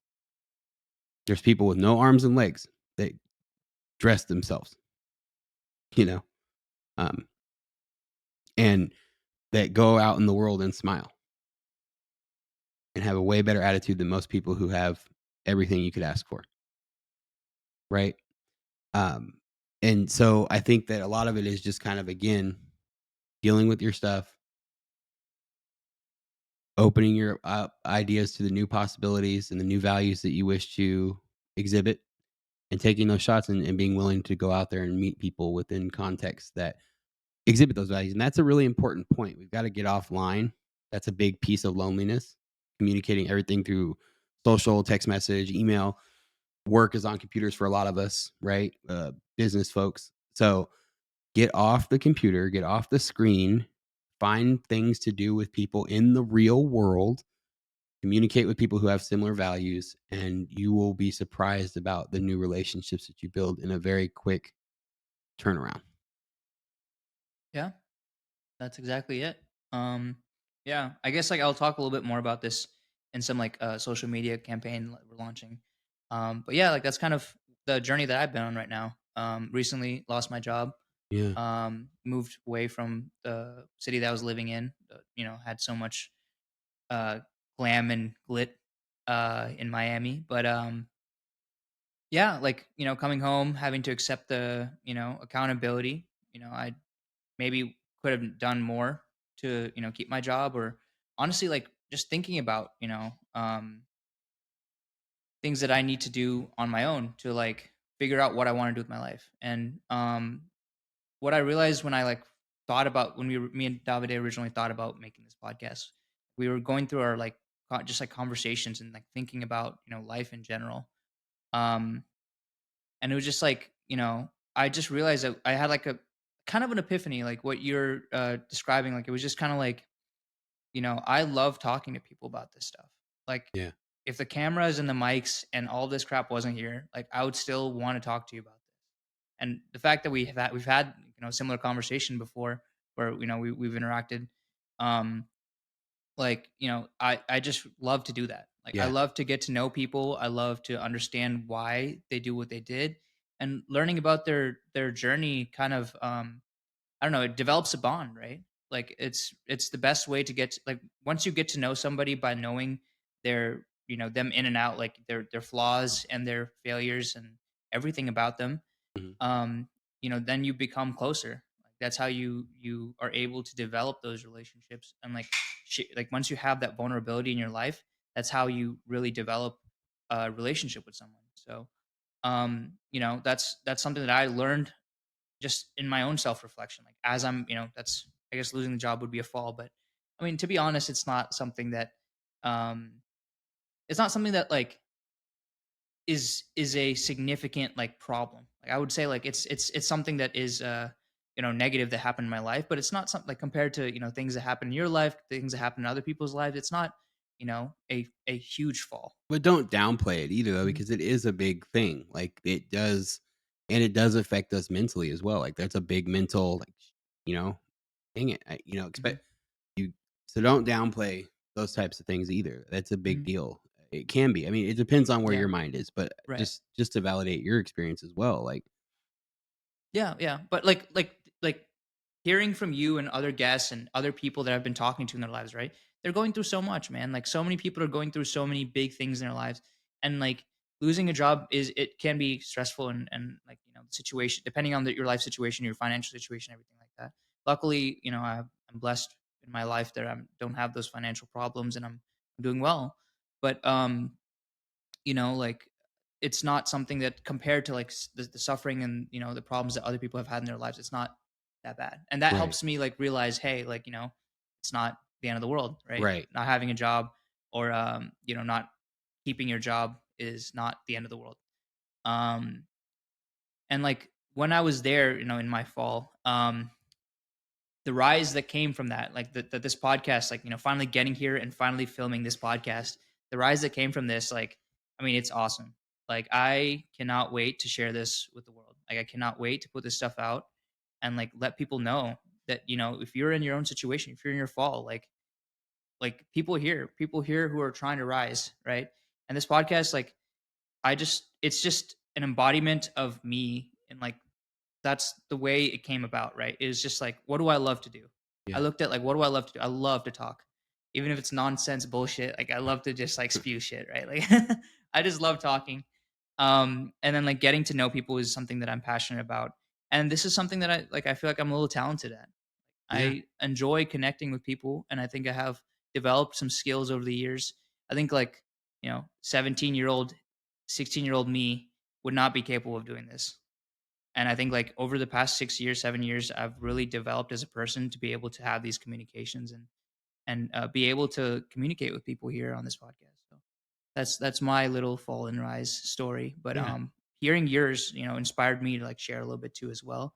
And like, I just really admire everything that you've been through, and like, getting to this point, and being able to share it, like really authentically share it. Like so many people in the world would not be able to do what you're doing, yeah, like who've gone through what you've gone through, and are like able to be on here and sharing that.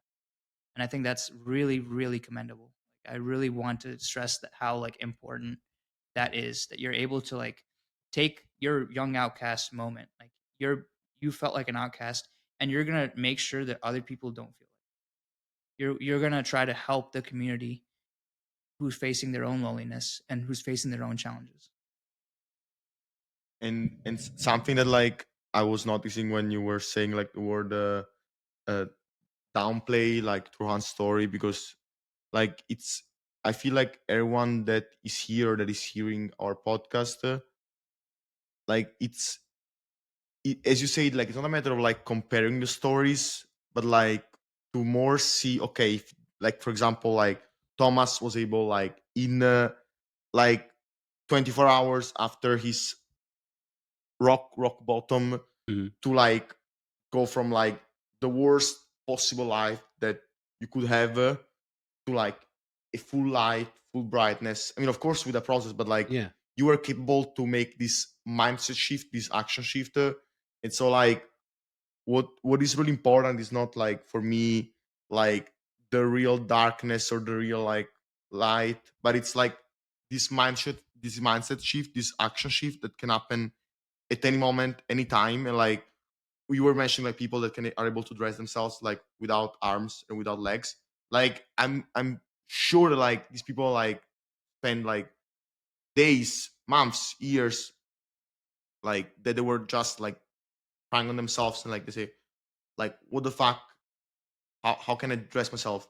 But then like as happened to you, as happened to that, as happened to them, at a certain point you have this mindset shift and you say, okay, I need to make it happen. Like I cannot stay anymore where I'm at. I need to move on. I need to change.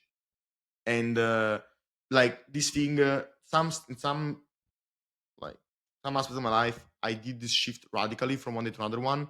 In some days was like more an elaboration, but like the most important empowerment we can give here through your story to anyone's story is like how can you make the shift? How can you go from fall to rise up and believe in it and feel the willpower in yourself, also hearing the willpower of others.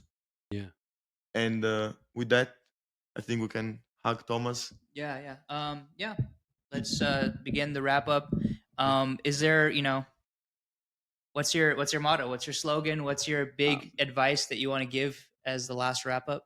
I would just, kind of. I think we've touched on quite a bit today, but I would say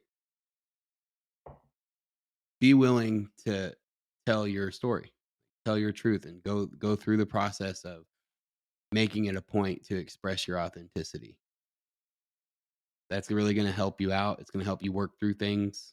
As a result of that, you're going to make some big mental shifts in your life. And then, if there were a couple of things that I would summarize as just like kind of my rules, kind of, or at least the things that have helped me the most, is um, the most important decisions you make in life are the people that you associate with. So the people that you associate with are going to bring in the environment and the opportunities and the threats that you have in your life. And so by managing those people, you're going to also manage those opportunities and threats, especially when it comes to your intimate partner. So just, that is the most important decision you make in your life, in my opinion. So definitely make sure and put yourself around quality people and ensure that you're kind of making sure that you're managing those behaviors and you're ensuring that you're on the right path with that. And then from there, really just again tell your story. That would be my one word wrap up. I know that was Yeah, the longest motto I think All we right. ever heard on the podcast. So for the audio, just like say what you want to say, like that one slogan. yeah. Just tell your truth. Awesome. Yeah, that's all we needed to hear, man. I mean, that was an awesome conversation. You're a dear friend, and I really appreciate you hopping on this podcast. This was an amazing session, and potentially we've been talking about. Last night he mentioned he wanted to hop on the marketing team potentially to help us out. Okay.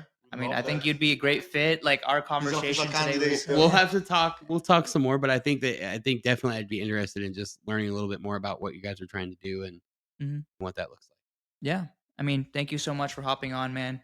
Really appreciate it. If you like the Thomas, Oh yeah, and you yeah. want Plug him, yourself. Plug yourself real quick.